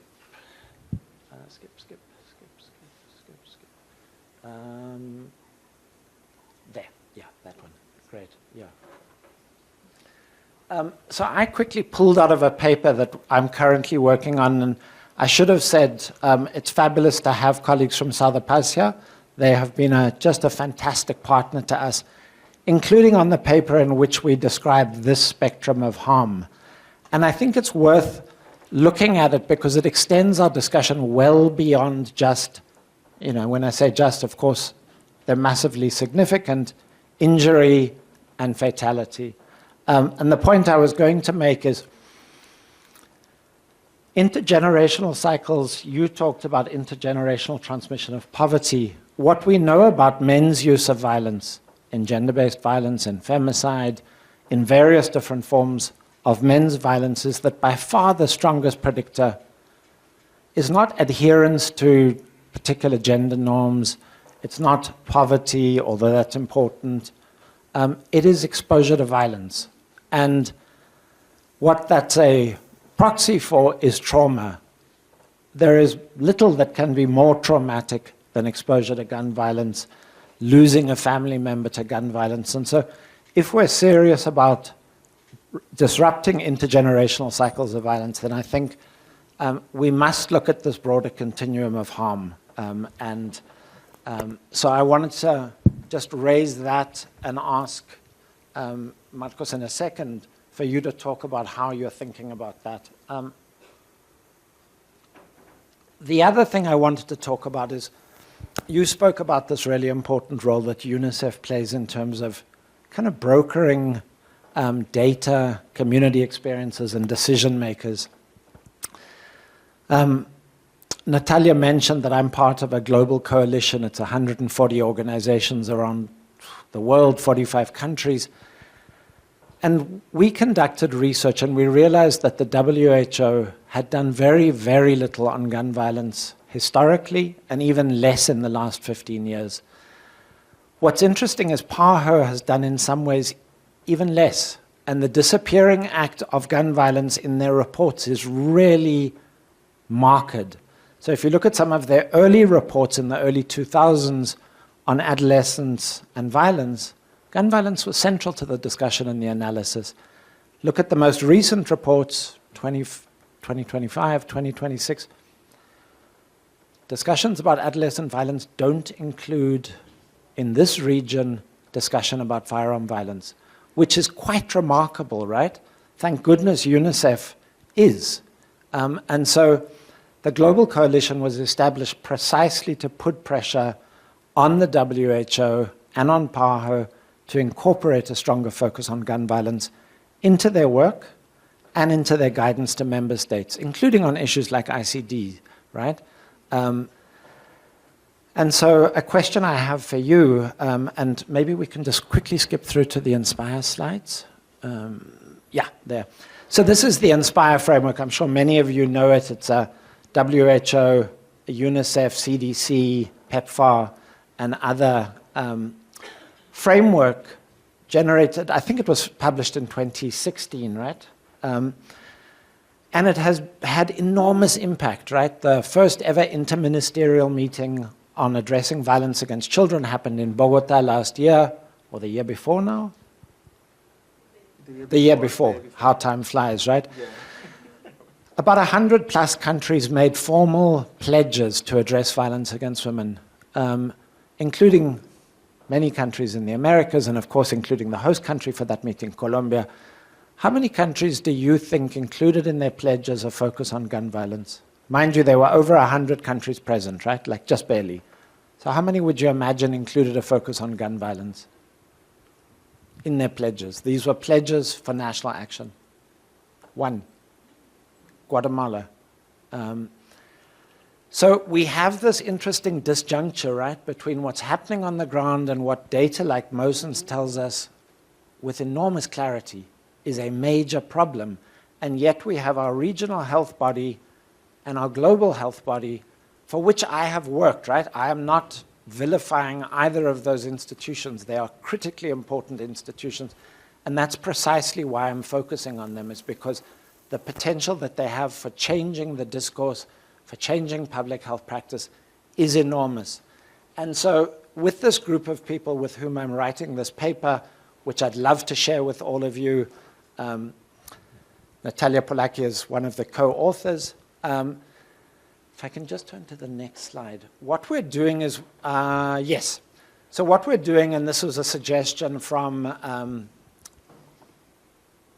Andres Villaveses, sorry, was to use the very same INSPIRE framework and look at what's possible in each of the letters of the INSPIRE framework. So the I, implementation and enforcement of laws. Where can we embed firearm violence prevention and care there? Next slide, please. The next one is the N and the S in INSPIRE, norms and values. Where can we embed firearm violence prevention and care there? Next slide. Yeah, thanks. And then finish it out with the other letters of INSPIRE. So that's what we've done. And we will be hopefully launching this report and engaging member states at the upcoming second ministerial conference on ending violence against women that happens in Manila in November of this year. And we've made a few very concrete recommendations to the WHO, and WHO should say WHO, and PAHO about what they can concretely do to address firearm violence against children. Now, with people like Marcos at UNICEF, I know we can count on UNICEF to push the WHO to take action on these issues. And so there's a second question for you there, Marcos, which is, what's your understanding of this disconnect? Why is it that it's not in these global frameworks? Is that political pressure from the US? Is it a sense that once it got into the SDGs, we didn't have to worry about it quite so much? So what's the issue there? And then next slide, thanks. We've got recommendations to member states, the most critical of which is member states, including the government of Brazil, we're calling on to support a World Health Assembly resolution focused on firearm violence that includes very clear requirements around children, women, men, people of all gender identities, recognizing that we talk about women, children, men, LGBTQI, gender diverse people as though they're different communities, but of course we know that's not true. That's just the sort of ways in which we organize our work. So I'm getting tapped on the shoulder, which I know is a sign to stop. I have 2 questions on the floor, and then I'd love to open it up, if we have time, to questions from you all. So thank you very, very much. So maybe you should answer the questions, and then if we have enough time, we open the floor. And we have just one question from Fátima, and that's what we can accommodate. I think we're almost, I think we're going to have to skip coffee break. So if you, it's still under negotiation. Lorena is right there. She's going to decide. She's my boss. So please, Dr. Khalil. I'll answer quickly. Okay, so first, regarding the harm methodology and proposition, I think this is actually quite useful for us at UNICEF, because we can develop programs designed to address the rights deprivations that are related to the harms that you pointed. I think it's quite operational for us. Regarding, I'll answer you from the subnational perspective regarding what's happening in the ministerial discussion and so on, and the whole absence in talking about armed violence. So when you go to a city hall in Brazil, you have this disconnection between people talking about armed violence every day in Brazil, for example, and I think this is a Latin America reality. They receive videos, news. There, you see the armed violence is quite explicit. The lethal and armed violence is quite explicit. We talk about this every day. It's always in the news. But at the same time, when you go to the government and talk to them, this is a very sensitive topic, So in the city hall, they usually say, no, this is a state level problematic. And when you go to the state government, they would say, no, this is just the police. The police should discuss it, not other actors. So one of our advocacy terms is that we need to have a cross-sectoral governance of public security, for example. So what impacts the discussion the national, regional, and global level? I think it's the same. Although this is the violence, urban violence is a characteristical problem of our region, governments, they don't feel empowered enough, especially when we're talking about violence against children, because this is also another disconnection. Children and adolescents are the victims of armed violence, are the greatest victims of armed violence, especially adolescents. But when you go to a national seminary, when you go to a public policy debate, when you read legislation about armed violence or violence in general, usually there are no signs of children and adolescents in those legislations. So this disconnection has lots of causes, but with the one I want to contribute and finish what I'm saying because of our time, is that public security is seen not as an issue of children and adolescents. So it should not be approximated in those discussions. So when and I'll be very direct here, it's very dangerous for me, but I'll do this. When the team of the Human Rights Ministry in Brazil goes to this Congress, and maybe it's not in their top priority agenda to have this relation. And we should be here discussing this the whole afternoon, because the causes are a lot, lobbies and so on, but I think I'm leaving now. Thank you. Would you like to? I think. Yeah. Thank you. Most things, look, first, the little child dying usually is connected to femicide, because the men kill the woman and kill the children as well. So, but that number is related to femicide. My question for you is one thing. You showed in 2000, the rate of homicides increased a lot. Yeah. So exactly in that year, we switched the way that we classify homicide. Why? Because before 2000, we just accept what came from medical legal systems. So we started to create a criteria to classify homicide. That's why it jumped. It was there, but it jumped because we create a rule. Now, 3 shots and more is homicide. It's not a suicide and it's not an accident. Yeah. Because we were looking at this information, so a man dying with 6 shots, then, and they have doubt if it was an accident or maybe a suicide. So, and we created this rule, and we start to recode. That's why we have this jump. But for me, it's more. And the crime migrated, you show it. No, crime migrated from the south of east to northeast and north. You can see if you put the homicides in the roads, on the federal roads, you see it's going up. But you're mostly... What do you think? Yes, mostly your homicide is by gun. This is not separate. I separated from homicide by gun. You do not use, in Brazil, you do not use knife. It's very rare. Yes, it's very rare. But gun is very prevalent. But I want to say one thing.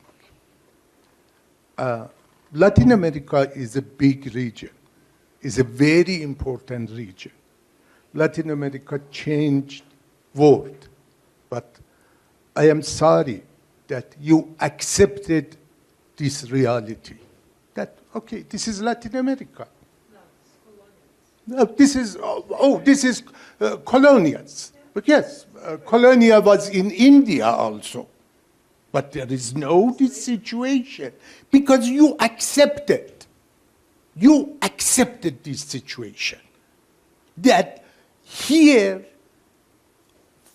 firearm is very high. Violence is very high. Because why? Because it is Latin America. No. This is the very wrong idea. No. Human is not the wolf of human. Human is friend of the human.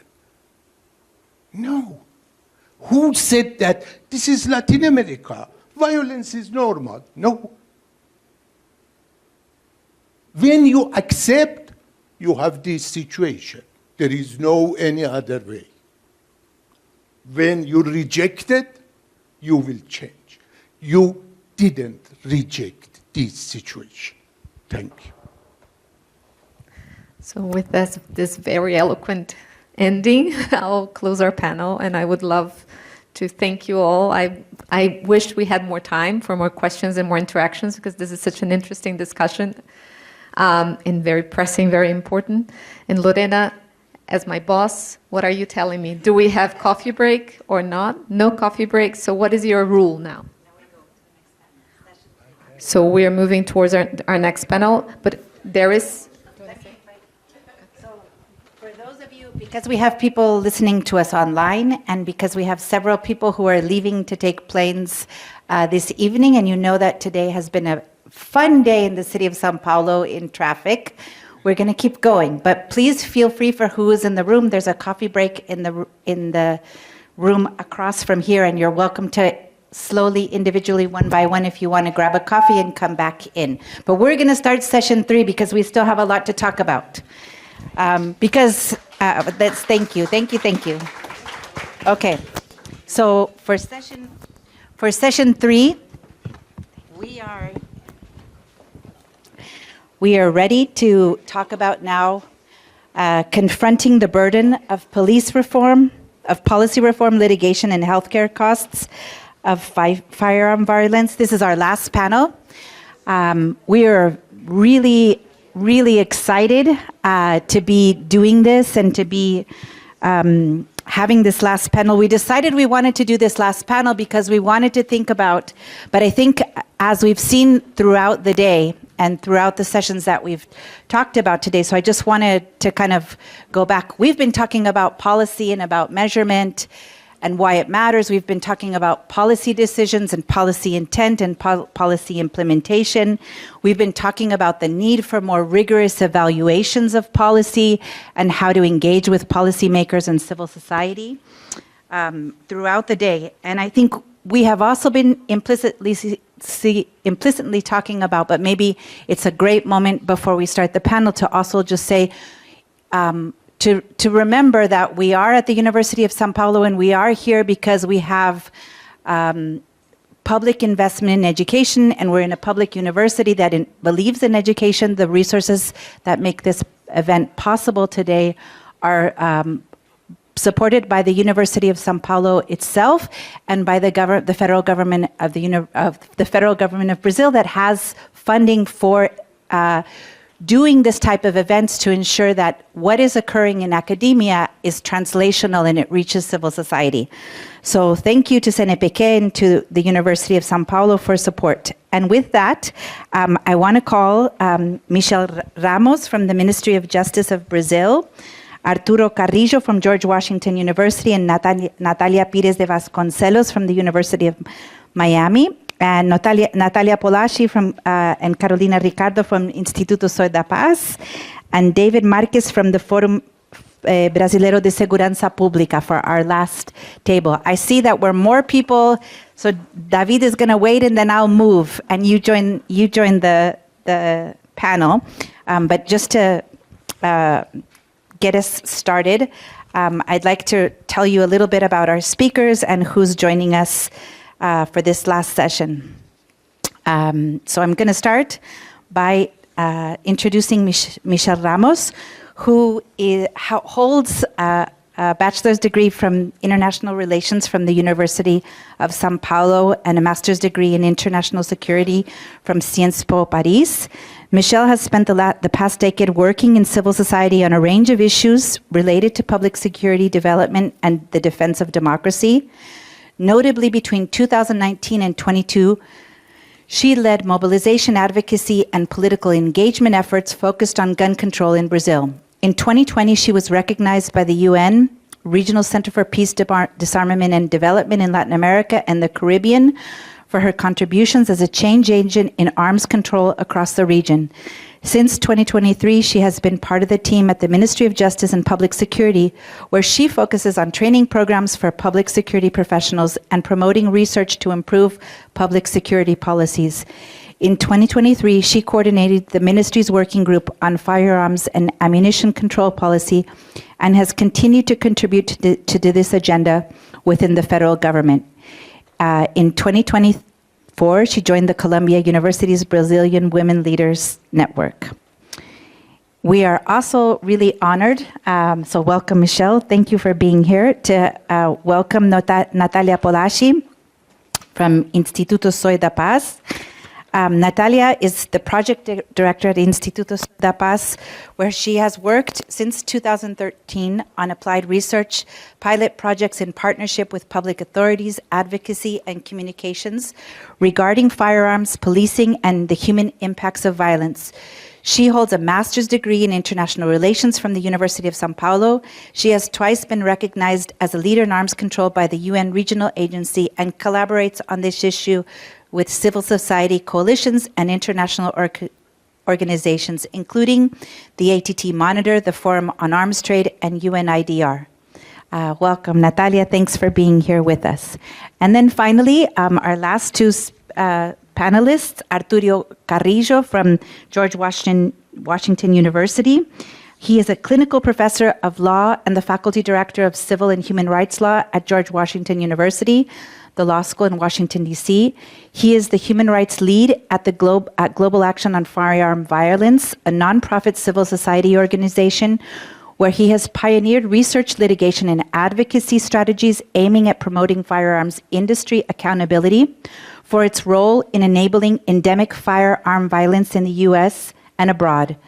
Professor Carrillo, a dual national of Colombia and the United States, is an international lawyer, an advocate, and scholar dedicated to advancing practical application of the UN guiding principles on business and human rights to companies that manufacture, distribute, and sell firearms.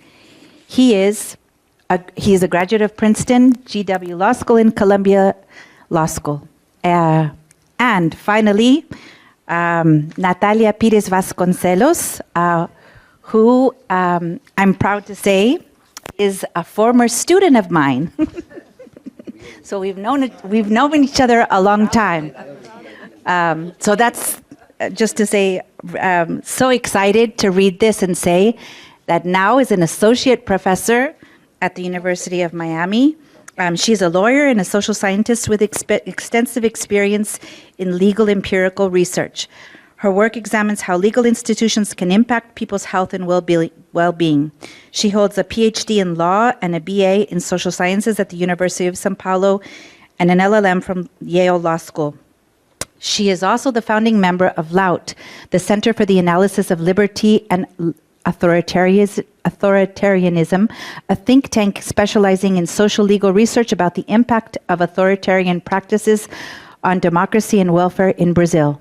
She was an assistant professor of law at INSPER in São Paulo between 2019 and 2022, and between 2024 and 2025, Global Health and Rights Project affiliated researcher at the Petri Flom Center for Health Policy, Biotechnology, and Bioethics at Harvard Law School. She is pursuing currently, or finishing a doctoral degree in sociology at the University of Georgia, and an incoming professor in the Department of Sociology and Criminology at the University of Miami. So with that, we're ready to get started. Yes. I'm going to start by pulling up the presentation so we have them. Just 1 second, since I want to make sure I open the right one. Hopefully. Yes, so we're going to start off with Natalia and Arturo. Yes? Okay, yes. First of all, thank you so much for having me here. I just want to say that it was really a pleasure to be a student of Lorena. Lorena is one of the most important influences in my academic life. And so it's just a pleasure to be here and to be here with Arturo, with whom we've been collaborating like now for almost 2 years now. Yes, and I've been learning so much, so it's been incredible. But I'm here to talk about a paper that we are co-authoring with Adele Kisten, who is there, and Bruno Langiani. And I'm in this position of being the researcher that is hearing their experiences and gathering their knowledge, their very in-depth knowledge of the cases that I'm going to discuss here. So the project this is a project in the making, so I'm going to talk a little bit about just what the cases that we've gathered, but we still have a lot to do in framing it and thinking about it theoretically and reflecting on what they have to teach us. But it's a project about strategic litigation for firearm control, and I, in a way, thinking about how legal strategies using different court spaces and sometimes not even judicial court spaces or national judicial court spaces can be innovative and enticing ways of thinking about law and changing law, or even symbolically assessing, reflecting on what firearm culture looks like, so provoking different types of change, not necessarily even by winning the case, but really by, I think, bringing civil society and culture to a different, I think, space. So we've been reflecting on this. Again, this is an ongoing project. So just bear with me. I'm going to be quick because I want to keep us on time and we have many panelists. I'm going to talk a little bit about the general focus of this case. So what do we think about, what we are saying when we think about strategic litigation. I'm going to briefly narrate the case of Brazil that involves Instituto Sou da Paz and Bruno Langiani's experience.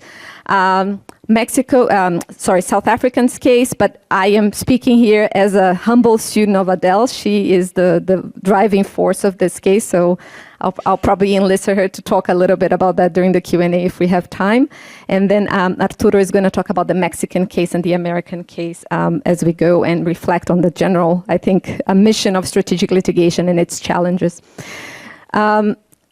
This is really a study that, when we think about strategic litigation, we really reflect on how strategic litigation overall has been a very important tool used by social movements to advance human rights and institutional reform.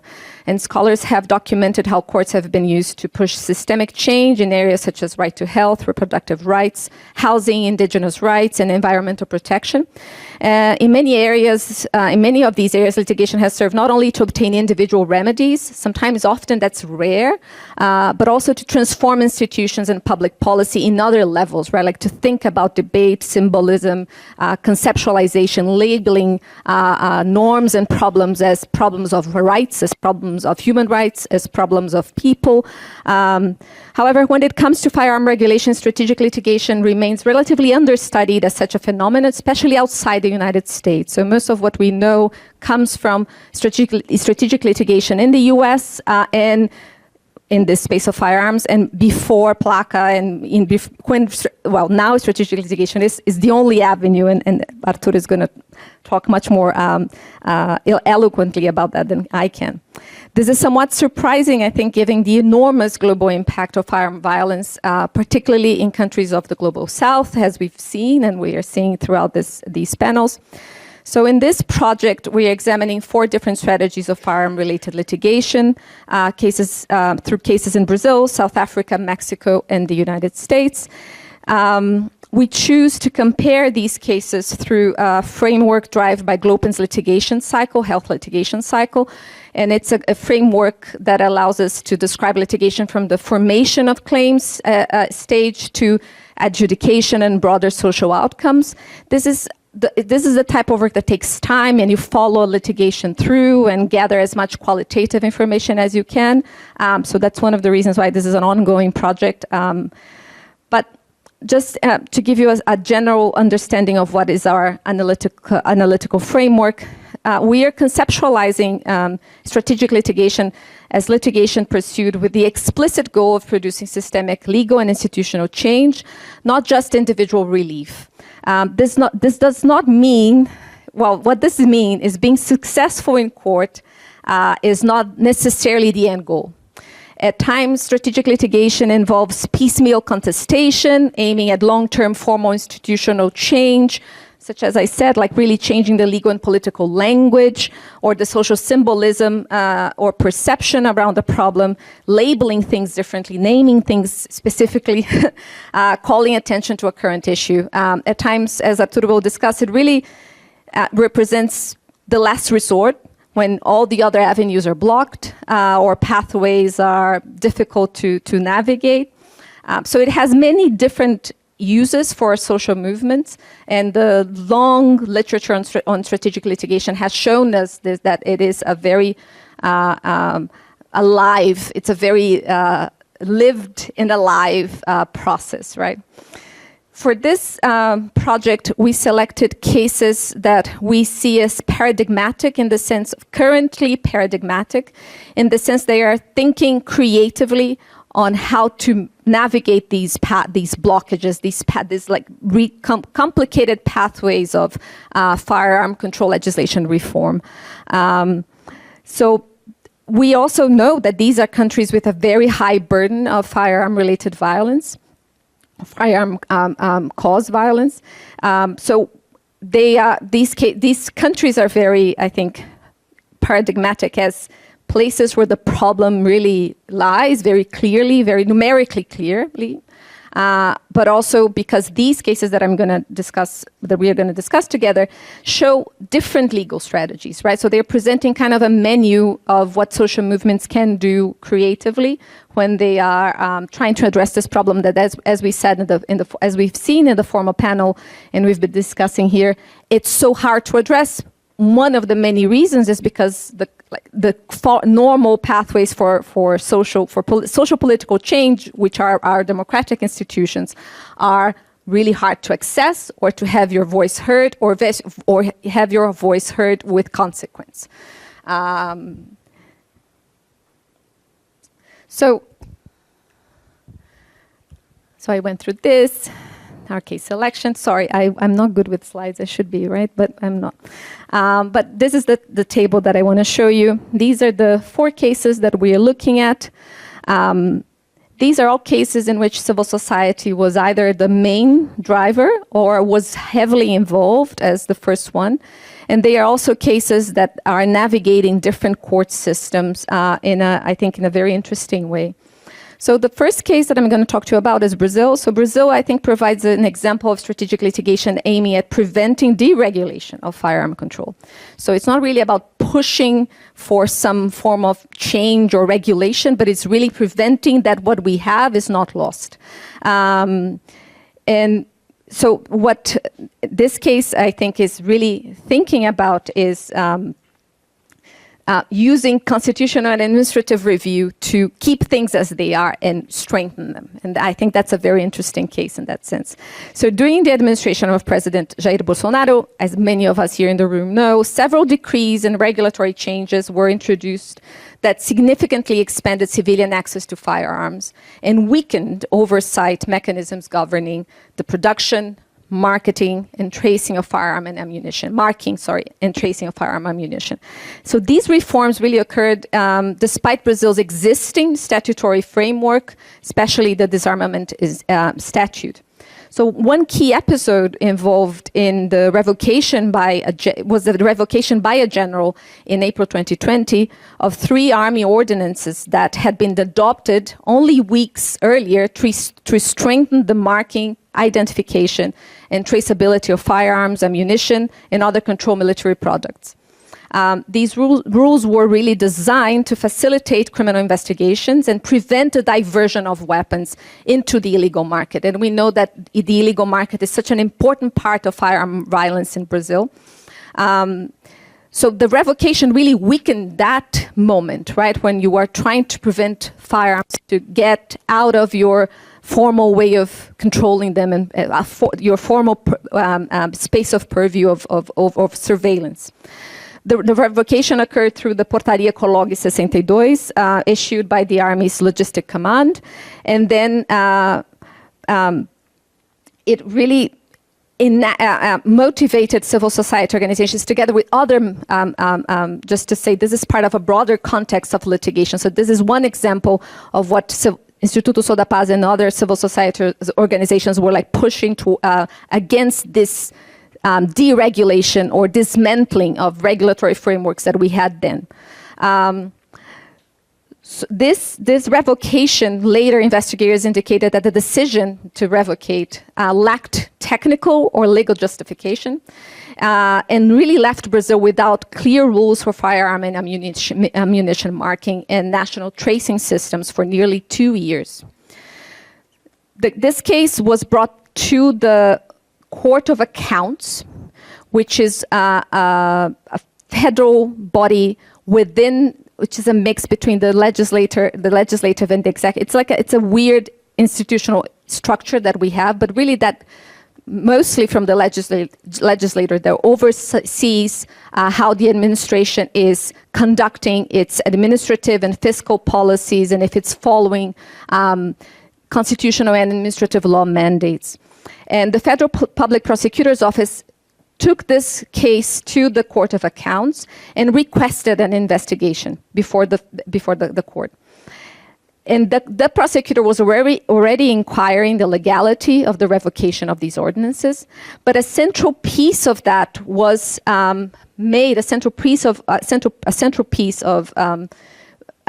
informing that representation was provided by civil society organizations, and especially by Instituto Sou da Paz. They participated as an amicus curiae. They provided technical analysis, data, evidence regarding the importance of firearm and ammunition traceability for criminal investigations, for public security.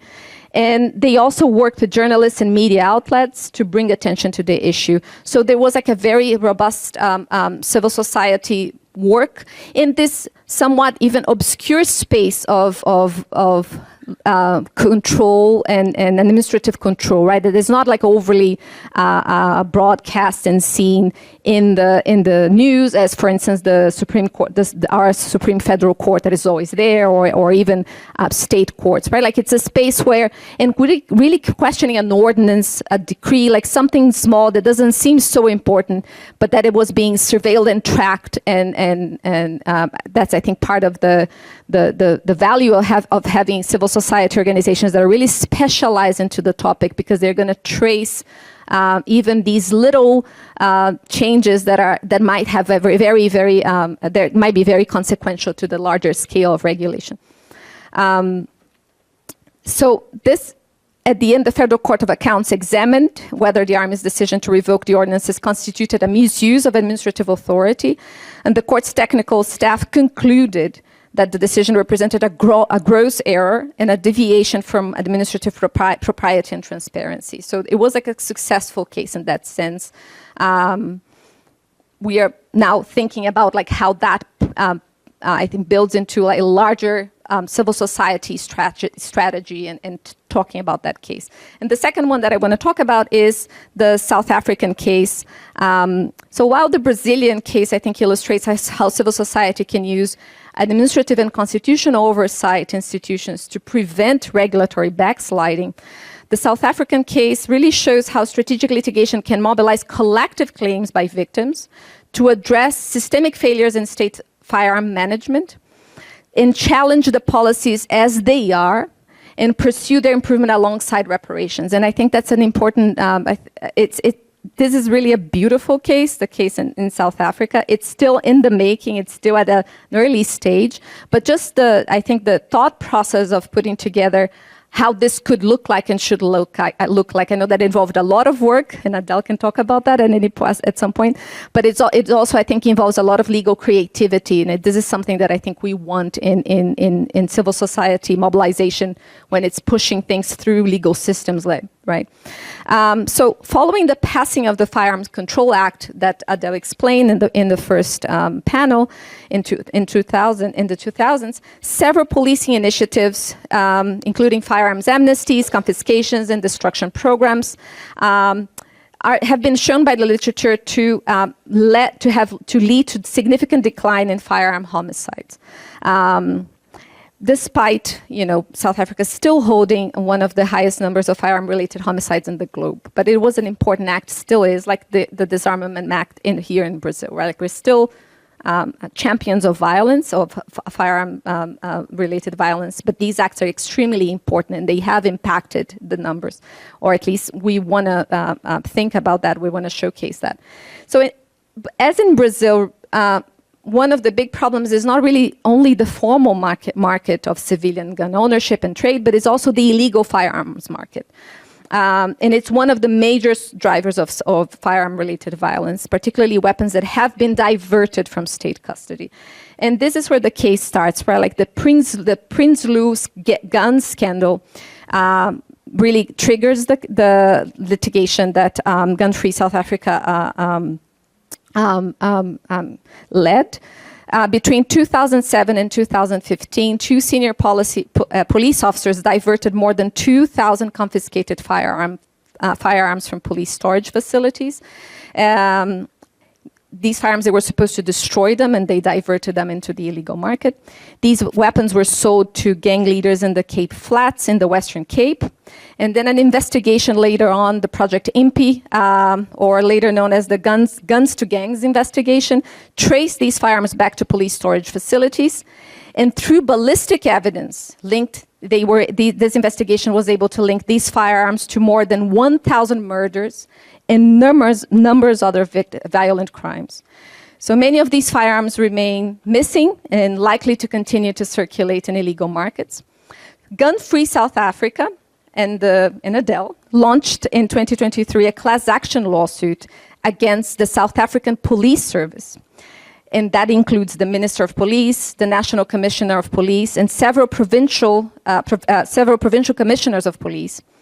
And the case really brought together was brought together with 9 representative victims and families whose injuries or losses have been linked to firearm diverted by police officers. So really the ballistic evidence linked their harm to the guns that had been diverted into the illegal market.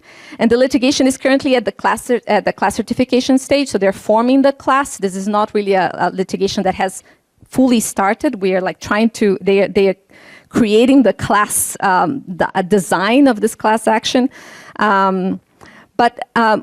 It's an innovative case in many ways, but I think one of the two things really stand out to me. The first one is really the use of ballistic and forensic evidence, tracing the damage, the harm that was done to these families, all the way back to those guns that had been diverted. This is like an incredible use of evidence, of like trying to link different databases and different ways of investigation. So this is really the use of data and forensic evidence too, I think, in its best way. And I think more importantly, bringing action against the state, right? Not necessarily the people that probably were already arrested and incarcerated for those shootings, but the state that allowed those firearms to be circulated. And I think the third point is that this is a class action that is being brought in 2 levels, right? So he asks for reparations, but it's also, this is the hardest part, is asking for a structural interdict, right? A change in policy, a way to control and use the law that we have with more teeth and more enforcement. And I think that's like a very powerful way to think about how we can mobilize civil society, go back to the state, take it back to how the state is managing its own armories and its own criminal legal system policies, including how it's storing and keeping the firearms that it owns, but also bringing that, or attempting to bring some reparations for the families as well. This is the class action timeline. It's a beautiful graph that Gun-Free South Africa has designed, like really explaining to the victims how things work, how a class action is formed and is brought before court, if it goes to trial or not, if there's a settlement, a court decision. So it's like a really, I think, a beautiful way of telling the story of how class actions are complicated, right? Like they are complicated mechanisms, they take time. So this is long-term civil society mobilization. It's long-term civil society action, right? Like it's mobilizing all the way through. That's it. And please, Arturo, the floor is yours. So what I'd like to do is talk about a different dimension of strategic litigation, which has multiple levels, or can. These examples you've been hearing about are sort of fully domestic actions that seek structural change or systemic change. The case studies that I will present take place in the United States. And they are characterized by strategic litigation initiatives that came to be because the domestic avenues, even for what in the U.S. would be called strategic litigation or impact litigation, were closed. So we had to take them into an international sphere, which is a kind of strategic litigation, but it's different from what we've been hearing about in ways that I'll just mention. So just quickly, the context for these 2 actions that I'll be talking about that you see up here. First, the public health crisis in gun violence in the United States. The Attorney General declared in 2024, full-blown public health crisis, nearly 50,000 people killed by guns in 2022. 40% of those were homicides. These are stark numbers, and they've been like that for a long time. Since 2022, over 150,000 people have been killed with firearms in the United States. That includes all kinds of gun-related deaths, not just homicides. And then more than 100,000 injured every year with guns. So it's a massive problem. Next sort of issue or point in the context is lack of regulation of the firearm industry. So it's not a coincidence that that high rate of gun violence is in a place where the firearm industry, manufacturers, distributors, sellers, have very little regulatory burden. There's very little monitoring or control by the authorities legally. So this deficient regime that minimally controls sales and purchases and ownership and licensing means that there is just great leeway for abuse and misuse, and that's exactly what happens. Third characteristic to focus about in this context, right? So we have public health crisis, lack of regulation or control of industry and gun sales and ownership, is the role of the firearm industry and the immunity that firearm industry has in the United States. I don't know of any other country that has enacted legislation to protect the firearm industry from litigation, from civil liability in most cases. It's just there's no consumer protection regulation of the industry. It's the only consumer industry in the U.S. that has no regulation as a consumer product, and it also has an affirmative protective shield, right, from civil liability. So what that means is that, and there's a whole history for how this came about, but the upshot is that it is a protected industry. And it is shielded by law and underregulated in law as well. So that makes for a very difficult panorama. And what that means is that long-time gun control litigators like my co-counsel, Jonathan Lowy, who is now the Director of Global Action for Gun Violence, that's GAGV, they brought the case, they represent Mexico in an action against Smith & Wesson and 6 other gun manufacturers in the U.S. For deliberately and or recklessly facilitating the trafficking of firearms from the United States into Mexico, where they fall into the hands of cartels and cause all kinds of damage. And so the Mexican government, is the plaintiff, is the party bringing the action against the gun companies in U.S. court, and that's extremely unusual. So this is we call this transnational litigation, right? So it's a domestic strategic litigation case, but with a transnational dimension to it that's very unusual, but very important because it is Mexico claiming that the companies are causing the harm in Mexico and that it needs to be able to hold them accountable.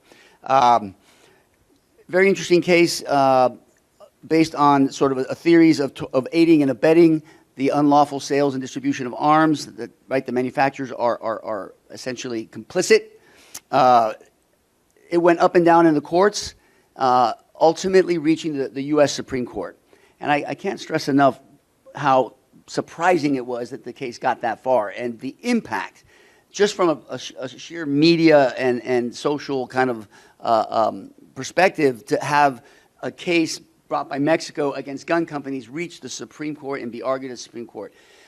Similarly, the lower court, the Court of Appeals, had found that the case could proceed, giving credit to the claims and the theories that there were that they could fit within a very narrow exception to the immunity law, that there was aiding and abetting of illegal sales that caused harm in Mexico, that there was direct connection between the sales and the harm in Mexico. So all that was at a sort of prima facie level recognized, which was incredible, right? I mean, this is what strategic litigation is supposed to do.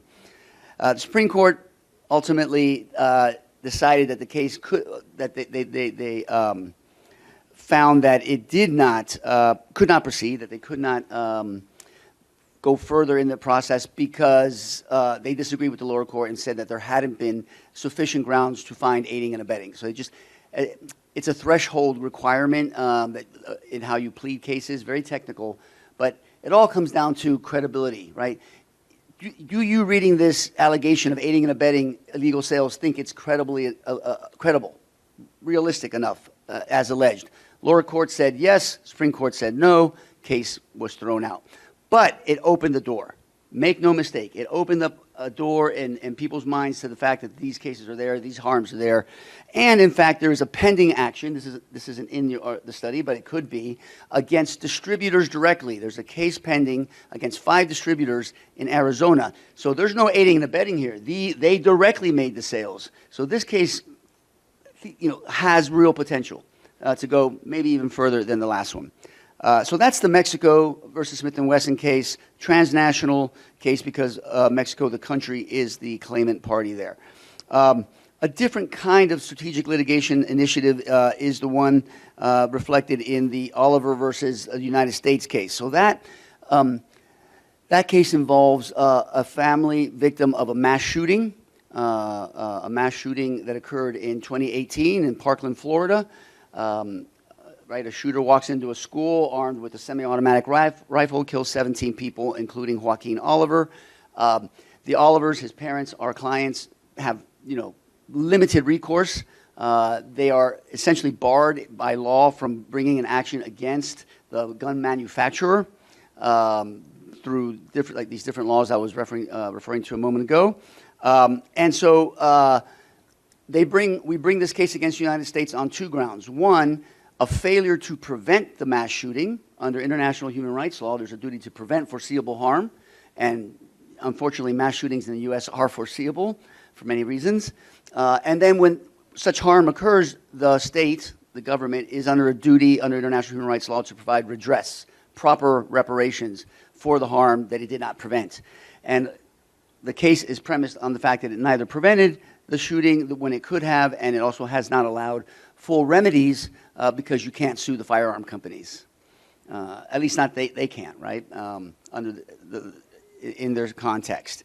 That case is at the Inter-American Commission of Human Rights, the Inter-American Human Rights System. It's a regional human rights system. So now you're outside the domestic courts of the United States. And you only do that, well, you can only do that if you try to exhaust the remedies in the U.S. So this is what I mean. When all doors are closed domestically, then you think about, can I take it to a supranational body, which is what this is. What's the most we can get from this action? Well, as a technical matter, we would get a decision, a judgment from the commission saying, yes, the United States is responsible, it did not prevent, it did not redress, and it should. But the commission is not a court. There's no enforcement of the commission's recommendations. So a cynic might say, you're wasting your time, you're not going to get anything worthwhile. But that is completely untrue. Because at every step of the process, including with the filing, the clients and us as their representatives have been able to do media campaigns, do outreach, conferences like this one, where we raise the profile of the need of gun violence as a crisis in the U.S., the need for regulation, and you present it as the U.S. on trial. In fact, the name we gave this case is the lawsuit for survival. Right? We're playing on the fact that there is this ongoing risk and crisis in the country that has finally gone is drawing the attention of the international community. So just to wrap up, that case has been expedited in the Inter-American Commission, which means that they're giving it great significance because it has systemic import. The procedure says that if a case can redress systemic harms or institutional deficiencies, then it will be expedited and decided on an accelerated basis precisely for that reason, and that's what we have persuaded them to do.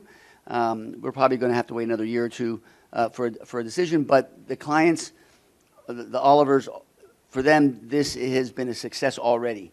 Even if we will get a good decision here, unlike in the Mexico case, which was also a success on another level, right? Winning the case doesn't mean that, or not winning the case doesn't mean that you've lost the cause, right? On the contrary, it's the strategic advocacy around the litigation that really often has the value that you want. So I'm going to stop there. Is that all right? And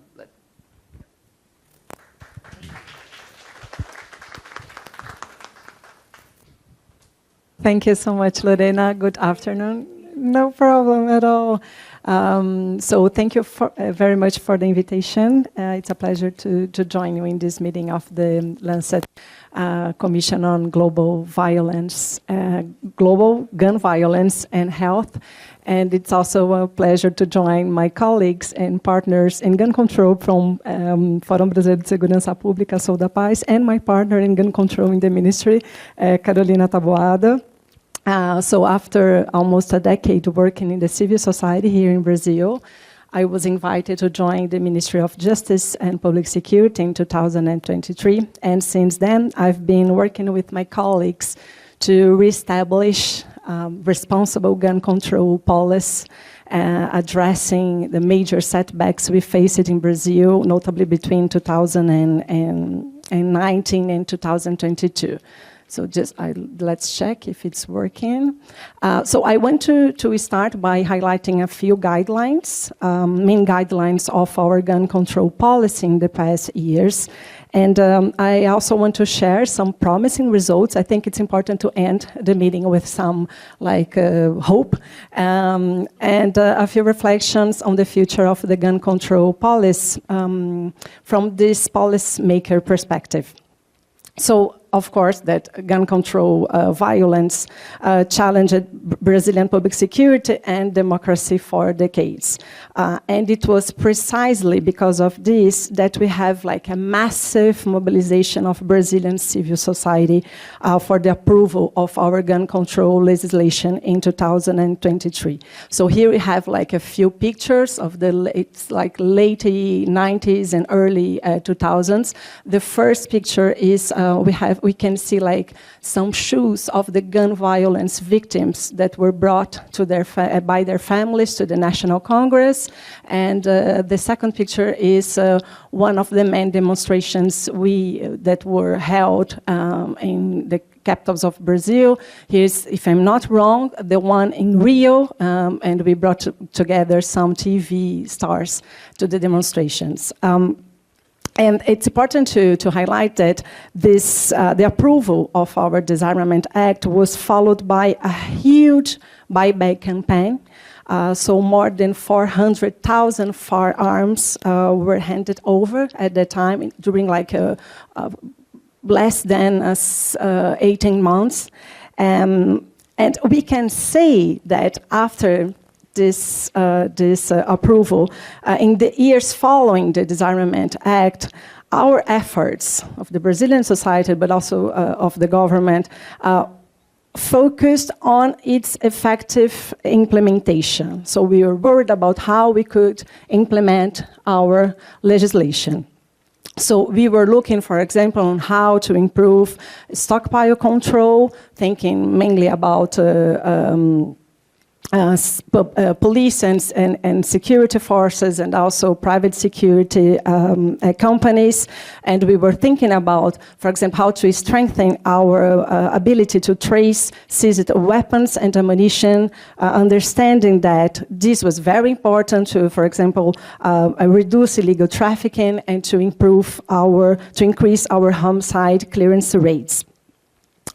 Of course, pro-gun lobbying and the regulation efforts were persistent at the time, but we at some extent we were able to maintain a prominent, responsible state-led approach at both federal and state level. We were really compromised with a gun control policy. Our disputes in this agenda were held in the National Congress, which is quite regular for a democracy. But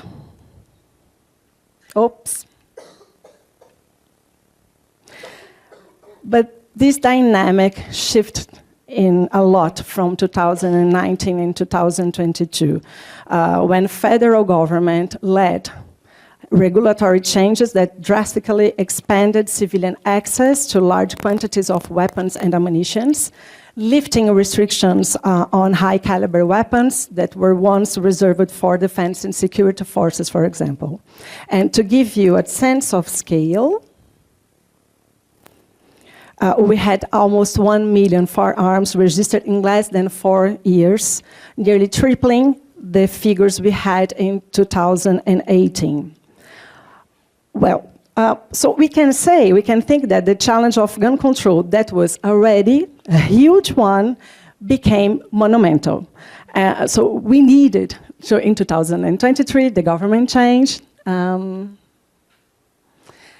we needed to restore this responsible firearms and ammunition control policy. So we needed to put an end to the normative chaos that we had, as our colleague mentioned, have like dozens of decrees and executive orders. It was a really chaos. It was really hard to understand, even for the new government, what we needed to change, because it was really difficult to understand the regulation we had at the time. But at that, in the early 2023, we established like 2 key priorities. The first one, we needed to limit civilian access to large quantities of firearms and ammunition, and we needed to reinstate restrictions on high-caliber weapons. The second priority, we needed to prevent the misuse of legal registration and to stop diversion of legal firearms and ammunition to criminal networks, a pattern that was identified by several investigations across the country. So, lots of things to do, but these were our key priorities. So after a lot of debate and a lot of meetings and emotions, we established a new regulation. So we reduced the limits of firearms and ammunition purchases by civilians. We restored restrictions on high-caliber weapons. We reestablished the firearm carry licensing as an exception, and we centralized civilian firearms-related activities under the federal police. That was a major change in our governments regarding gun control policy. And we have also been working on strengthening interinstitutional cooperation in order to organize our resource regarding mainly how we can reduce illegal trafficking, for example, combining federal and state level agencies. And here are some promising results that I want to share with you. So we had, if you use like 2022 as a baseline, we had a reduction of almost 80% in the firearms registrations here in Brazil. And using 2022 as this baseline, we can say that this new regulation prevented over 1.3 million firearms from entering circulation in the country in this last 3 years and a half. More so, and I just want to share with you as well, one of a very important result is when we see this pattern of civilian firearm registrations. When we look into the numbers of 2023, 2024, and 25, those 3 years recorded the lowest numbers of civilian firearms registrations since 2005. That's huge as an accomplishment, so we're really happy about that.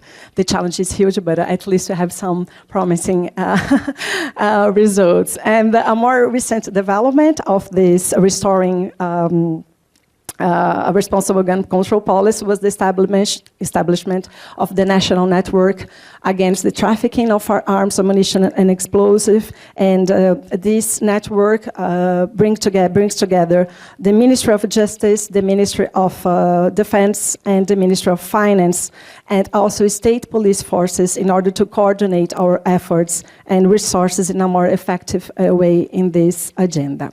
So, after sharing with you some good news, at least, I also want to share with you a few reflections on the gun control policy and the relevance of the work of this commission.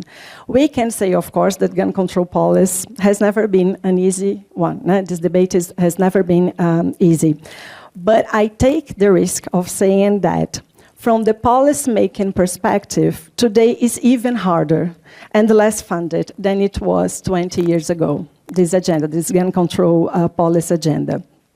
So, treating gun violence and gun control through a public health lens changes how society and governments approach the problem.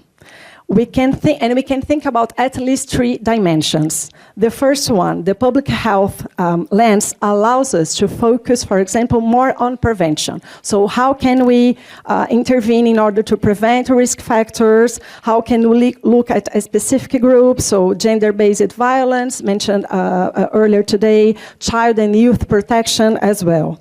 The second dimension that I want to highlight, we need to address the systemic burden that the gun violence represents to the health system. So we definitely have a direct impact on the healthcare systems, costs and overload. So we need to highlight that as well.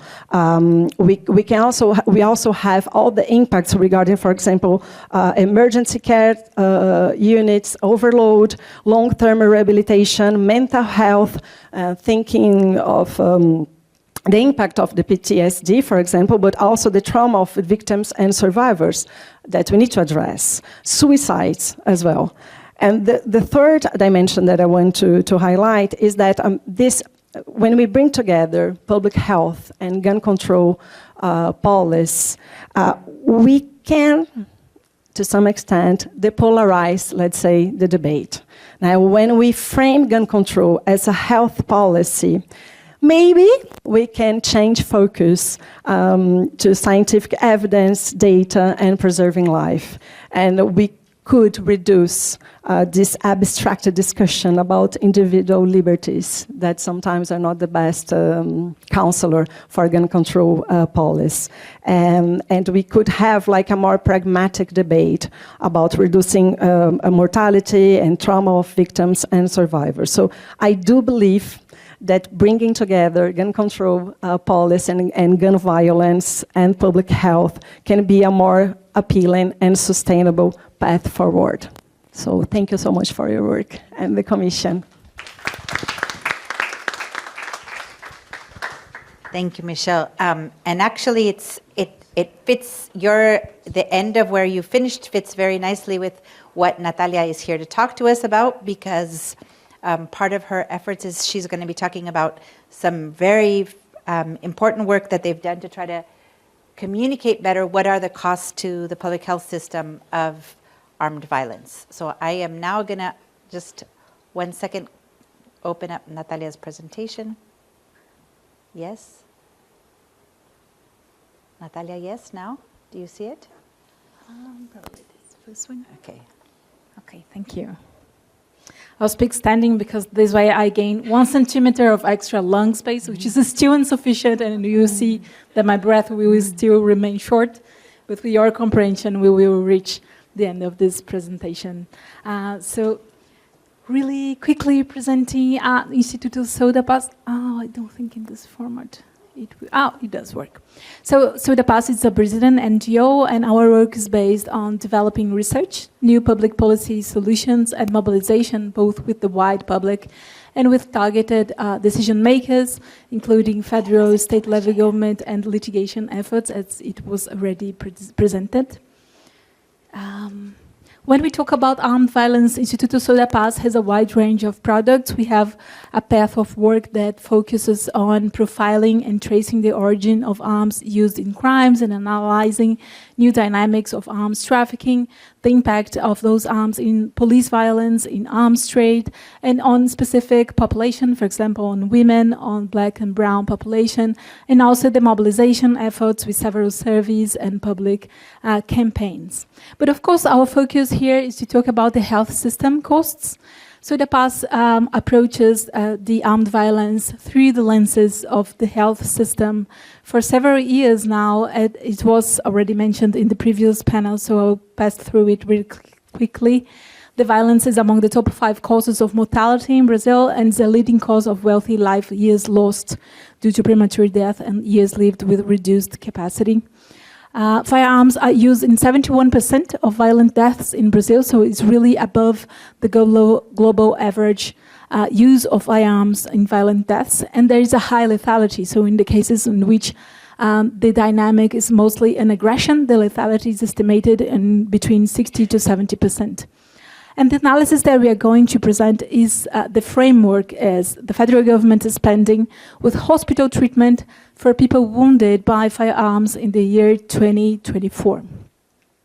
So within this framework, the general picture is, in this year alone, we had more than 50,000 hospital admissions that costed for federal budget 42 million reais. Over a decade, this cost sums up $500 million reais spent to treat people admitted for firearm injuries. When you look at the dynamics of those injuries and those wounds, 77% of them are aggressions. So as we know, this is the main cause for hospital admissions in Brazil due to firearm wounds. Accidents, 14%, undetermined intent, 4.7%, and self-inflicted, 3.5%. As we already saw in previous panels as well, the general trend in Brazil is downward when we look at the general violent deaths and also when we look at the armed-related violent deaths. So as you can see in the graph, the red line is the general death rate by firearm, and below in the bars, the hospital admissions by firearm injuries. And despite this general downward trend in violent deaths, we saw an interesting and concerning data that the self-inflicted cases doubled in recent years. Doubled not only in absolute numbers, but also increased very significantly in their share among the total cases assisted by those hospitals from 1.5 to 3.5. So this is a different dynamic that escapes a little bit from the violence scope here, but it's also worth our attention and probably need further research to be better understood. And here we dig a little bit deeper into differential impacts. When we look at this general picture, it actually hides several specific dynamics within the country. So the Northeast and the North regions have the higher rates, almost two times the rates of other regions. And the state level, they also range very widely. So we have states with rates around 19 per 100,000 inhabitants as Ceará, and states with 2.6 as Goiás. So when we look at Brazil, it's such a big country and we have really different dynamics going on. When you look at the profile of the individuals, of the patients, 89% of them are men, 82% are black or brown people, patients, and this correlates and is really aligned with the profile of the people that suffer most of the cases of firearm aggressions in the country. Is a really disproportional and overrepresented those populations, and they are really overrepresented within this dynamic. And there is also another concerning data that is that when we look at the black patients, they stay a little bit longer within hospital admissions in general, 1 day longer, but they have a lower average cost, which seems counterintuitive. They usually, their assistance costs 10% less than the non-black patients. And of course, we need to dig deeper to understand why this is happening, but one hypothesis that is backed up by other research made in other countries. For example, there is a research made in the University of San Diego that shows that sometimes black patients that are assisted by firearm-related injuries, they receive less resources, less cost-intensive treatments than non-black patients. So that's a hypothesis that we need to dig deeper. And this is an example of the kind of data and the kind of policy guideline that looking deeper into the health system data allow us to do. So for this, probably we wouldn't be able to go into such a small detail using, for example, public security data. And there is also a difference regarding the dynamics, of course. So aggressions among men, some 78% of the cases, while 70% among women. And aggressions among black patients, some 79% against 69% when we look at the non-black patients. here we have the age representation. As we saw in the previous panel, it's really staggering to realize every time, again and again, as the young people are the most affected by those dynamics, and they are also the ones that are more present in the hospital admissions, is starting at a really young age, such as 15 years old. The peak already starts to show up. So from 15 to 29, it sums up 52% of all hospital admissions, followed by adults from 30 to 39. So those two age ranges, they sum up 75% of the total, and we also can see the differences regarding how many of them are aggressions, accidents, self-harm, or undetermined intent by age. And when we look at this cost, it's also really important to highlight that this cost is really intensive. It's a high expenditure to treat each one of those patients. The cost to assist one person that is in the hospital because of a firearm injury is 2.6 times higher than the average per capita federal health expenditure for a common citizen. So it's a really intensive cost. And the aggressions with firearms cost more, even if we compare with other types of aggressions. So it costs more, 80% more than an aggression that is assisted, but it's caused by sharp objects or physical violence. So those are really intensive treatments. And we make a comparison. What could we be providing for our population if we didn't have to spend this money to treat firearm-related injuries? This value is equivalent to 10 million full blood tests, 4.5 million X-rays, 77,000 C-section births, 1.7 million ultrasounds, or in oncology, depending on the type of cancer, from 38 to 74,000 sessions of chemotherapy.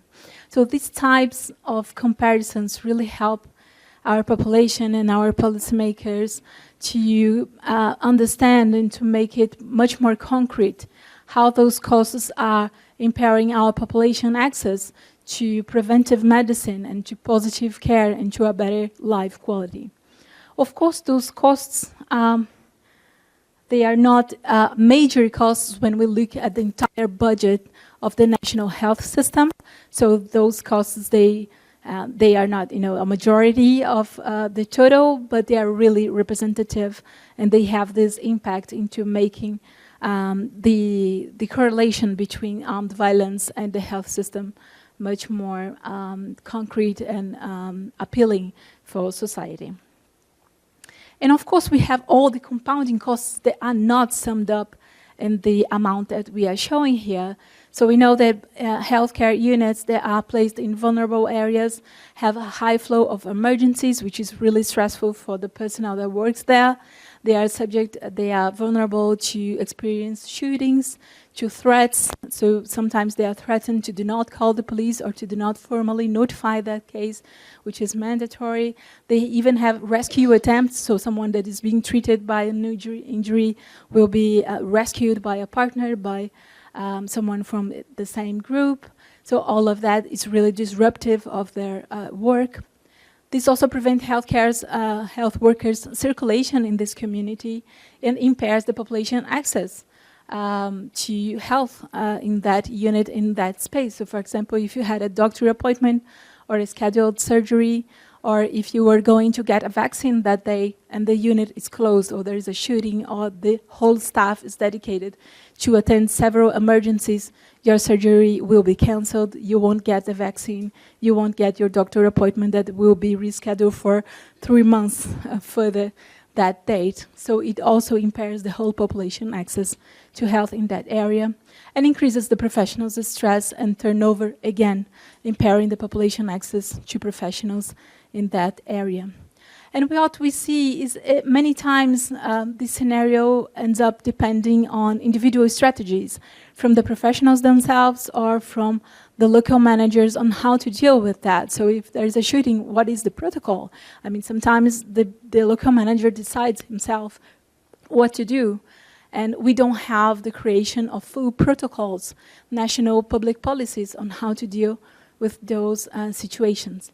One interesting reference is a program that was created by the National Committee of the Red Cross here in Brazil that is called Programa Acesso Mais Seguro. That is a program that creates a system of lights of green, yellow, and red light, and protocols on how to deal with each one of those situations, and also produces statistics on how many times the unit got in each one of those lights to analyze how the situation is evolving, if it's getting better, if it's getting more dangerous. So it's a program created by Red Cross, but it's still a public policy. So that's another necessity that requires further engagement of the public health system, the creation and the understanding of which are the proper protocols to deal with each one of those situations.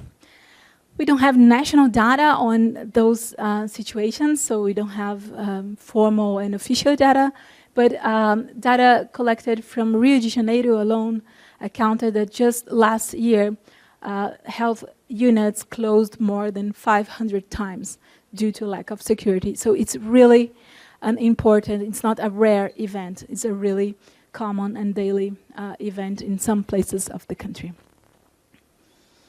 And of course, when we talk about hospital treatment, we are talking just about the tip of the iceberg, and we know that we are not accounting in this the high lethality, so many people, 60 to 70%, don't even reach hospital treatment. They die before reaching the hospital treatment. There is also the outpatient assistance in smaller clinics and units that are not hospitals, so the ambulatórios, as you say in Brazil, that is not accounted here in this in this report.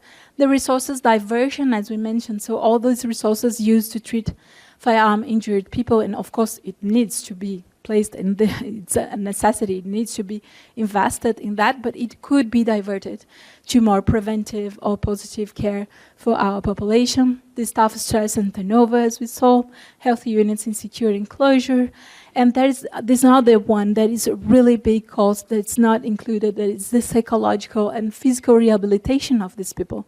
So after the hospital initial assistance, usually there is a long process of psychological assistance to deal with the trauma, or should be, not all times that's available, and physical rehabilitation. So many people may lose basic functions, and depending on the type of injury, for example, if it's an injury produced by an assault rifle, they may lose limbs or basic functions, and they may have to endure really long physical rehabilitations, which is not accounted here in this report. And there is also the long-term unpaid care of those people, usually a burden that is placed on the family, on the women of this family. So many times the women of this family, they will have to go out for work during the entire day, they go back at home, they need to take care of the children, of the elderly, and of a family member that is enduring a rehabilitation or a long-term or a permanent limitation due to firearm injury, or even they have to leave their formal work and dedicate exclusively to take care of those family members. So this long-term unpaid care is a very important load that is also not measured yet.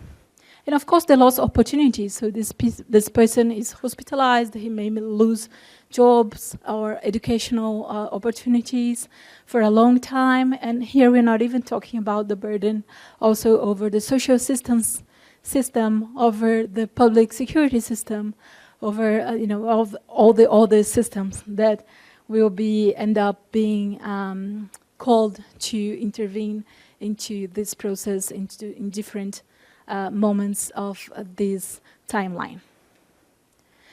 And just stating the main message, I think, from many of our panels, that firearm-related violence is a major public health issue. So public health systems and professionals have the opportunity to engage in discussion about firearms commercial determinants, such as in the past they have engaged in discussions about tobacco or alcohol consumption or traffic accidents. So we need to discuss which are the commercial determinants involving the entire firearm market. As Michele was mentioning, there are many criteria and many elements involved. The access parameters, safe storage, self-harm, prevention, and response strategies.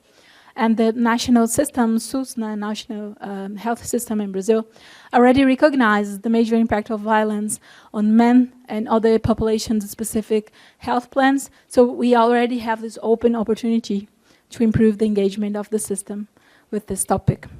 Thank you so much. Thank you, Natalia. And so for now, for comments, I'm very happy to invite David Marques, who's the program manager at the Brazilian Forum for Public Safety. He holds a PhD in sociology from the Federal University of San Carlos, and he's spent over a decade researching and producing data on violence, organized crime, and public security in Brazil. So welcome, David. Thank you very much for agreeing to join us. Thank you. Good afternoon to everyone. Thank you, Lorena, for the invitation, for the forum to be here. I'm very happy and very delighted to hear all these excellent researches and data, and so much reflections we can do relating Brazil to the other study cases. And I would like to start my comments by saying thank you and congratulations for all the panelists, but also specifically for the colleagues here from Brazil for the amazing work they've been done in Brazil, because as I was hearing the narrative from the first Natalia, we had such an horror film here in Brazil for a period. So right now, perhaps seems a little bit further away, but it's scary. And because of the work of these organizations and of these colleagues within the government, but also from the perspective of the civil society, we perhaps could stop more damage. So I think this is such accomplishment, and we should cheer for this. So congratulations. And thank you.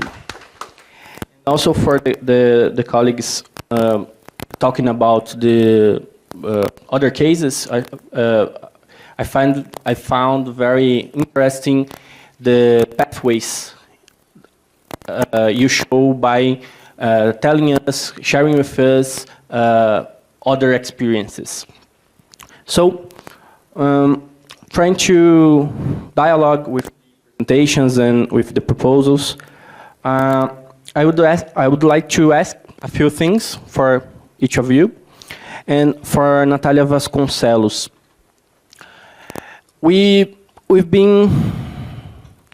are here right now in a highly fast-changing world, and we've been seeing inflection, a political inflection in the hemisphere, and in general, we are seeing the judiciary bodies facing a lot of pressure. So this morning, I was talking to colleagues from other organizations that are talking about the environmental policy, and also about litigation in this area that are also facing challenges. So, how do you think? And this is a comment of mine. I think the Brazilian case was very successful because the TCU, people are very afraid of TCU, perhaps more than they are afraid of the justice in general here in Brazil. Therefore, I think it was a very successful case because of that.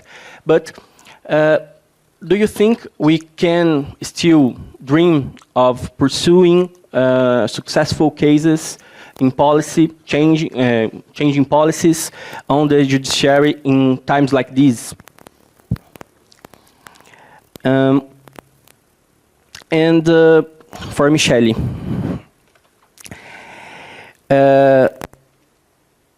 the burden, I don't know, the result of this time of deregulatory policies and actions from the federal government lack a trace of problems.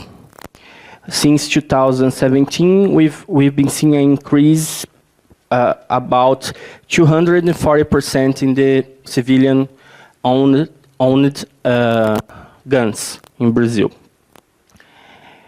And it's a good result that between 2024 and 2025, the variation was on less than 1%. But even though we have a big stockpile now to control, to govern, and now most of this responsibility are in the hands of the federal police. We are talking about at least 5.4 million guns. So what challenges do you see in the horizon for this task in order to better control, better govern this stockpile? Natalia Polacchi, congratulations on the baby. You are very brave for being here with us. But I'm also very happy. And I would like to ask you, things that I know you know, even though you don't present that. But part of these results of the flexibilization of the regulation about guns in Brazil is that we now have a different market. It impacted both markets, both legal and illegal markets. We now have perhaps modern guns and more powerful guns than we used to have. And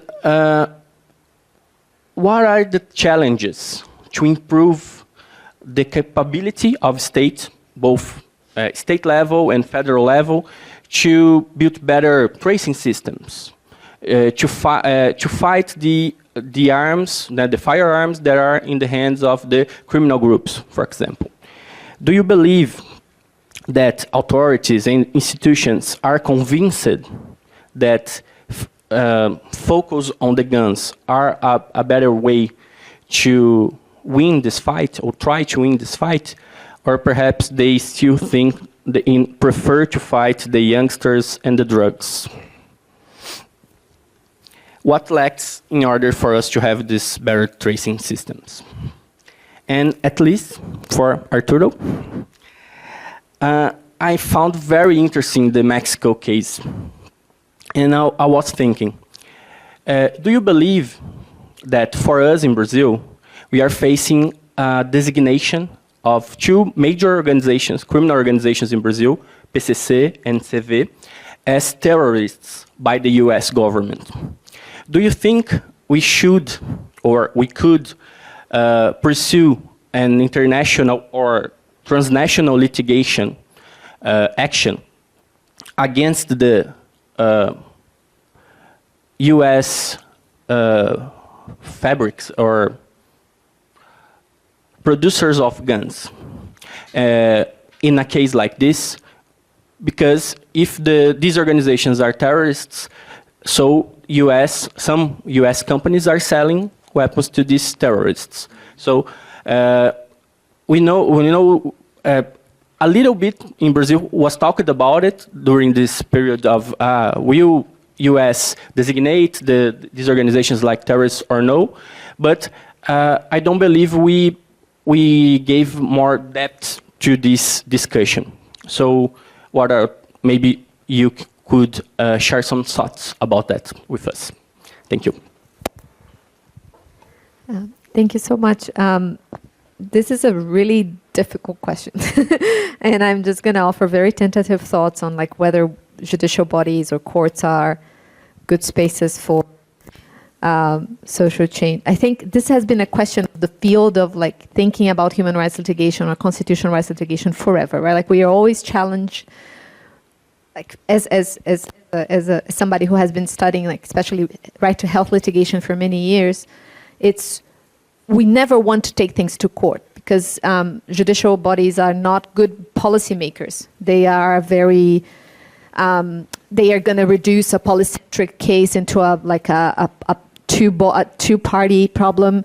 They are going to institute, even if they establish an oversight body to improve public policy, or like a structural injunction to oversee what a prison looks like in the long run, or whether environmental policies are good or bad, they are not the most capable spaces to do that. And definitely they are not made to do that, right? We haven't designed courts for that type of work. It's really hard to do, and it has been hard forever, since the first class action that has dealt with policy, and it's always hard. And I don't think that that should be the goal, but absolutely that sometimes, and in many cases, that's the only avenue to destabilize certain practices. And I think in the firearm litigation space, in the firearm violence space, this has been mostly the use of courts. In the case of Brazil, as you said, right, this was very successful through TCU. The litigation at the federal Supreme Court was very successful as well. But it also put these courts, either the judicial court, like our Supreme Court, but also TCU, in tough spots, political spots, right? They got a lot of pressure from all sides. They are not political bodies per se, or at least designed to be political. So all these different voices don't have a voice in it. And we don't even know how they take pressure, who they are talking to, how they are in conversation, who they are in conversation with.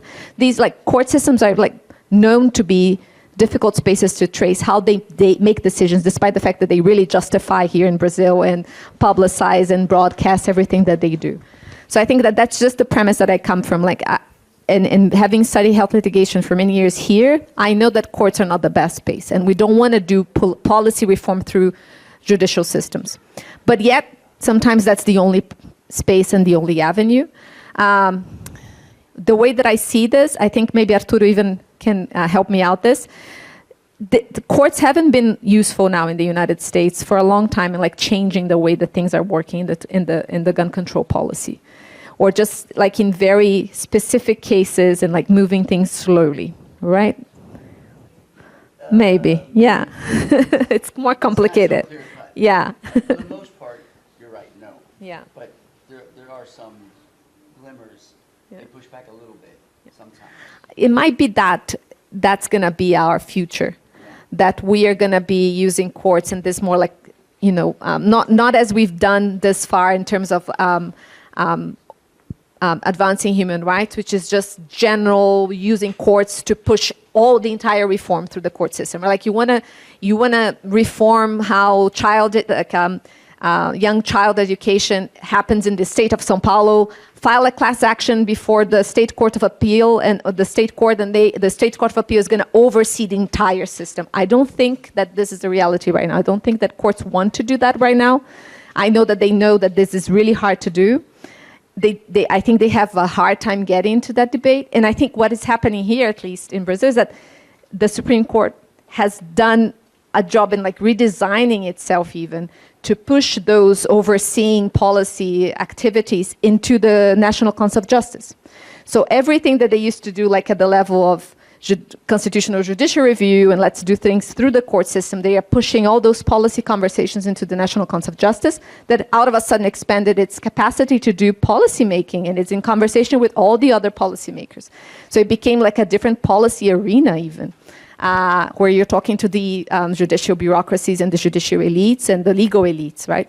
And I think that's probably the space, right? And courts are going to be this place where you just flag something that is eventually going to end up in the National Council of Justice. At least that's how I've been seeing it, but I don't know how you feel and think about that overall.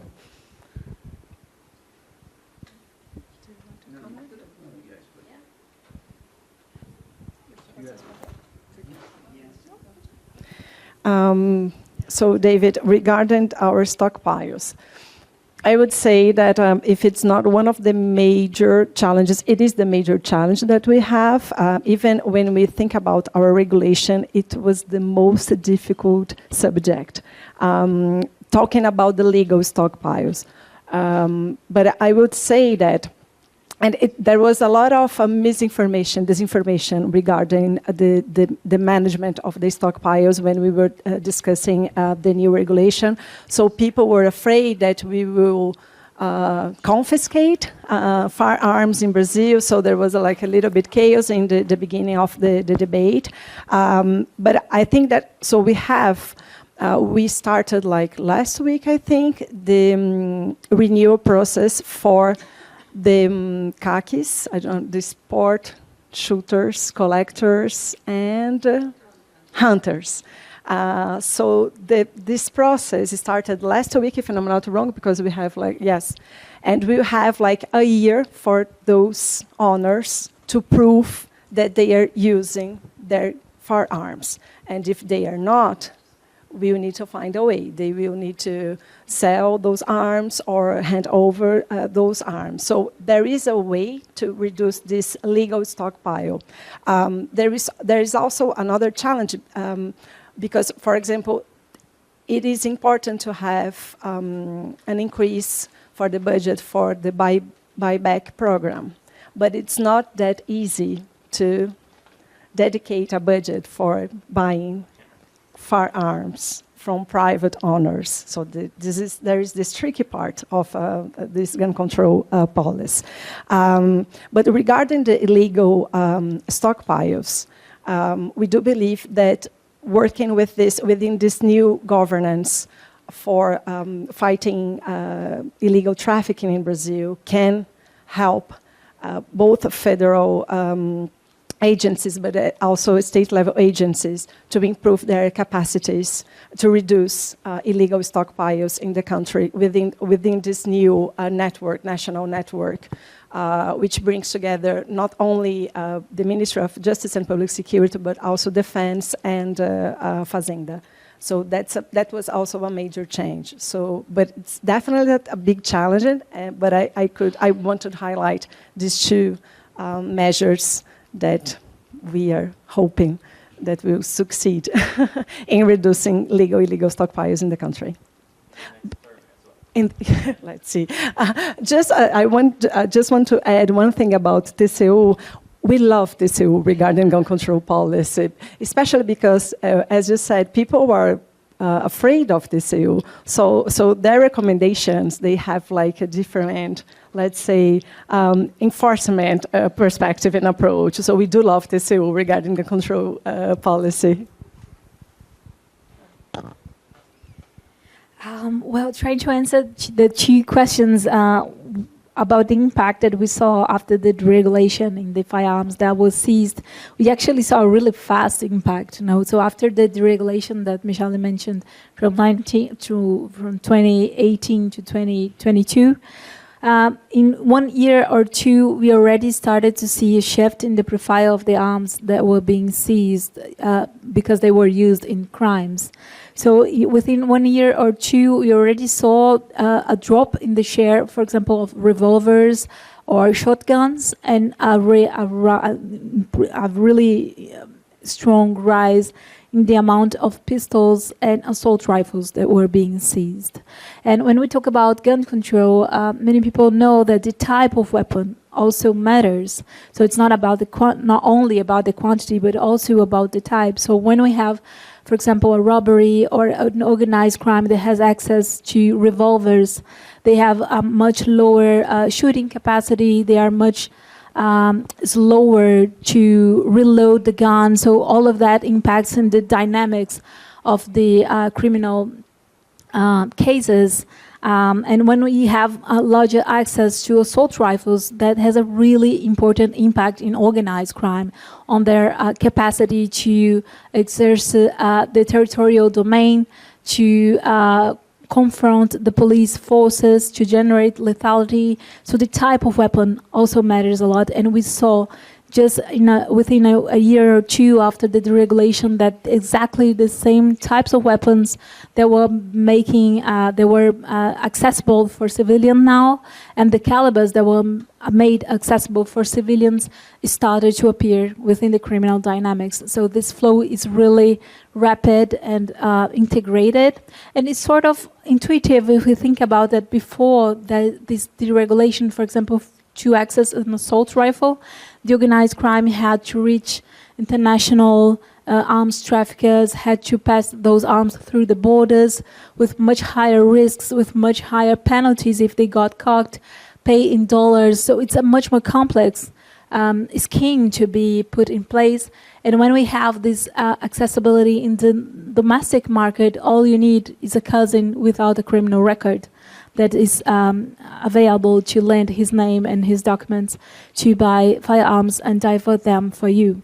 And we also have another data that backs up these affirmations, that is when we trace the origin of the arms that are used in crimes, and we are able to look, for example, to their year of production.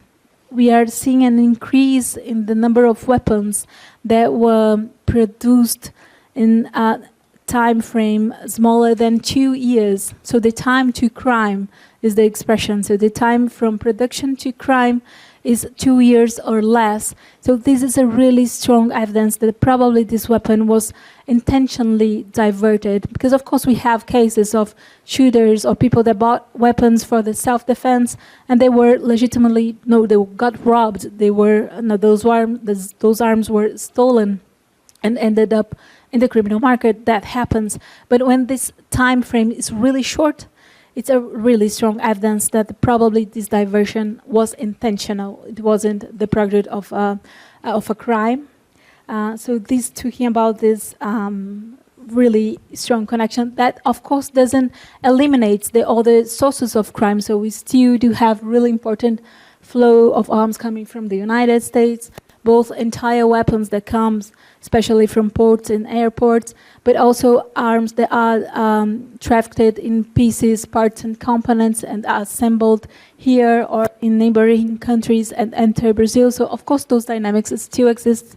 They are still important and need to be faced, but the domestic market is a major issue when we talk about the arms that are used in crimes in Brazil. And finally, about state capacity, that could lead to another entire seminar. But of course, being really, but really briefly about that, I think we have two challenges. One is of investment. So we need to understand that this is a priority, and we need the investment to follow this understanding and both levels, both the state level and the federal level, and most. Before the investment, I think what leads the investment to that point is the understanding that this is a priority. So you mentioned if I think the focus on guns is already accepted, I don't think that's a consensus, and we should go and work for this consensus to be amplified. But we do have some really important victories in recent years. So the national network of arms trafficking that Michele mentioned that was created in the federal government, it's a major step forward, because now in this space we have gathered representatives from all the 27 state level units and from all the federal government institutions that work for gun control in one way or another. So we have the army, the federal police, we have several control organs that are gathered together around the same table discussing solutions and shared challenges. So this is a major step forward. But in the state level, we have 27 state level police departments, and we only have 6 dedicated specialized police units that are specialized into fighting arms trafficking. So in most of the country, we don't have not even one police officer that is fully dedicated to understand and to fight arms trafficking. And I think that's really key, because when we understand that fighting arms trafficking is fighting several types of crimes at the same time. So when you fight arms trafficking, you are fighting organized crime, territorial domain, robberies, threats, feminicides, all sorts of crimes at the same time. And what we see in most of the countries is the mentality that the arm is seized, is sent to a formal description, a forensics report that is really basic. And after that, it's sent to a stockpile and it gets there waiting for destruction. So it's a really bureaucratic process. Many times it's not understood that the firearm is a token of information.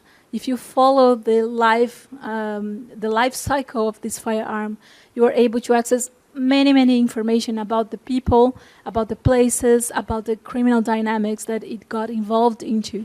So this shift in the mentality, I think, is the key to spur this state capacity, both in the state level and to keep spurring a state capacity that is already being developed in the federal level.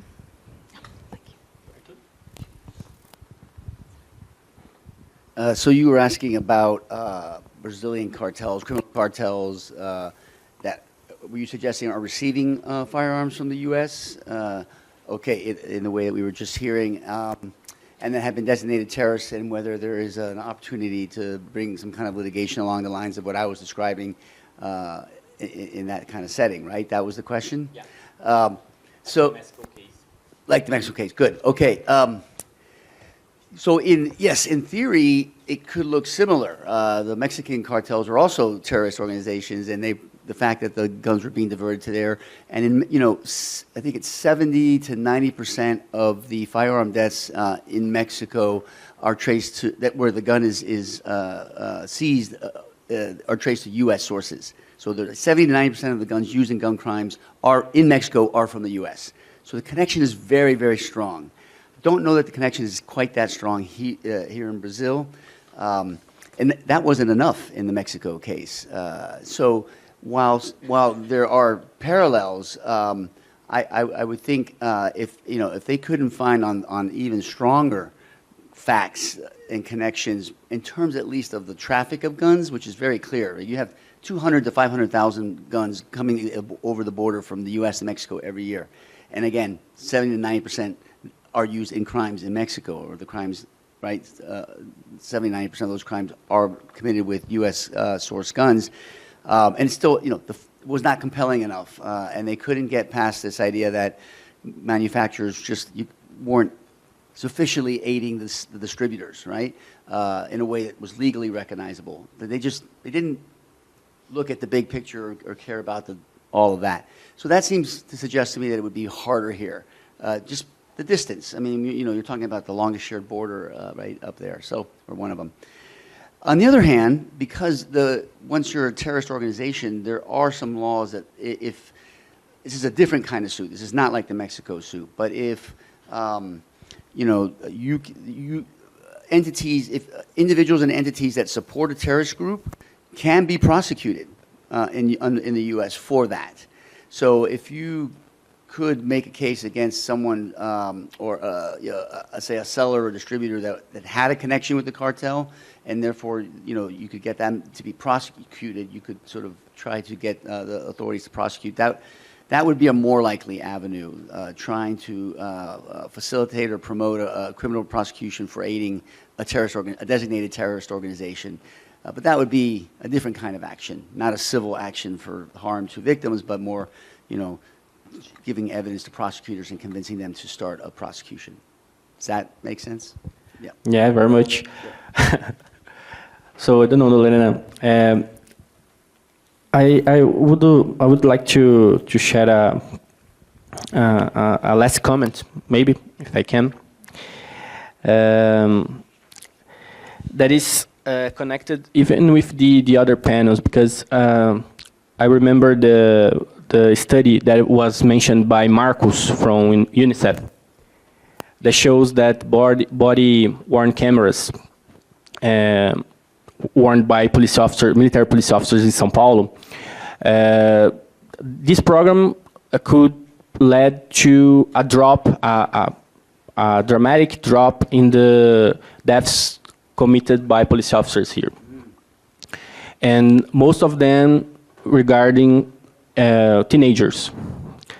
And I think Dean was commenting about the trauma, the prediction of violence in the future of this kid because of being exposed to gun violence in general. So here in Brazil, in some states more than in others, we have a problem that is connected with the state, with the police. So how can we deal with that these predictions, this exposure to violence, when we have police institutions, state institutions that are responsible for the violence that are supposed to control, to prevent. And also in connection with the first panel on violence against women, we saw various cases here in the recent years that are connecting even a police officer that is a husband against a police officer that is a wife. And in many cases, this violence is succeeded by suicide. And I don't know, I think that because we are a society that has high rates of crime, of violence in general, we have a population that is very afraid. So we don't know much how to deal with firearms in general and with violence. So perhaps the lack of alternatives in the political landscape are forcing us towards to the same solutions again and again that are not even solutions. So I think for a change in this landscape, we need more articulation between civil society and academia in order to show better pathways in order to build a less violent society and a better future for all these vulnerable groups that we've been talking about all this afternoon. So I don't know, Lorena, if I should.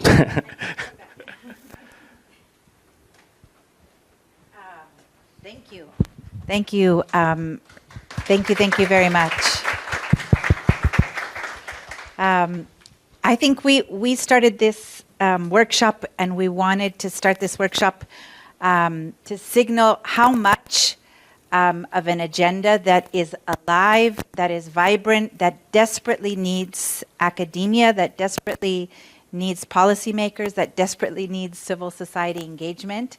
And I think I just want to close by thanking everyone. You guys are inspirational. We know that you go above and beyond the call of duty in your work, in not only this panel, but the earlier panels. There's so much, I think of making a difference. We're in a moment in society where there's a lot of silent censorship and passivity about accepting injustices. And I just want to acknowledge so much that this is, taking risks and putting yourself out there and putting and not accepting that, we can wait 20 years. So thank you so much to everybody here for all of your work, and for the students, and for we need you guys. So the next generation needs, we're always working together, and I think we're very excited about the work we're going to continue to do. And just stay tuned, because there's more coming. We're not giving up, right? Okay, thank you.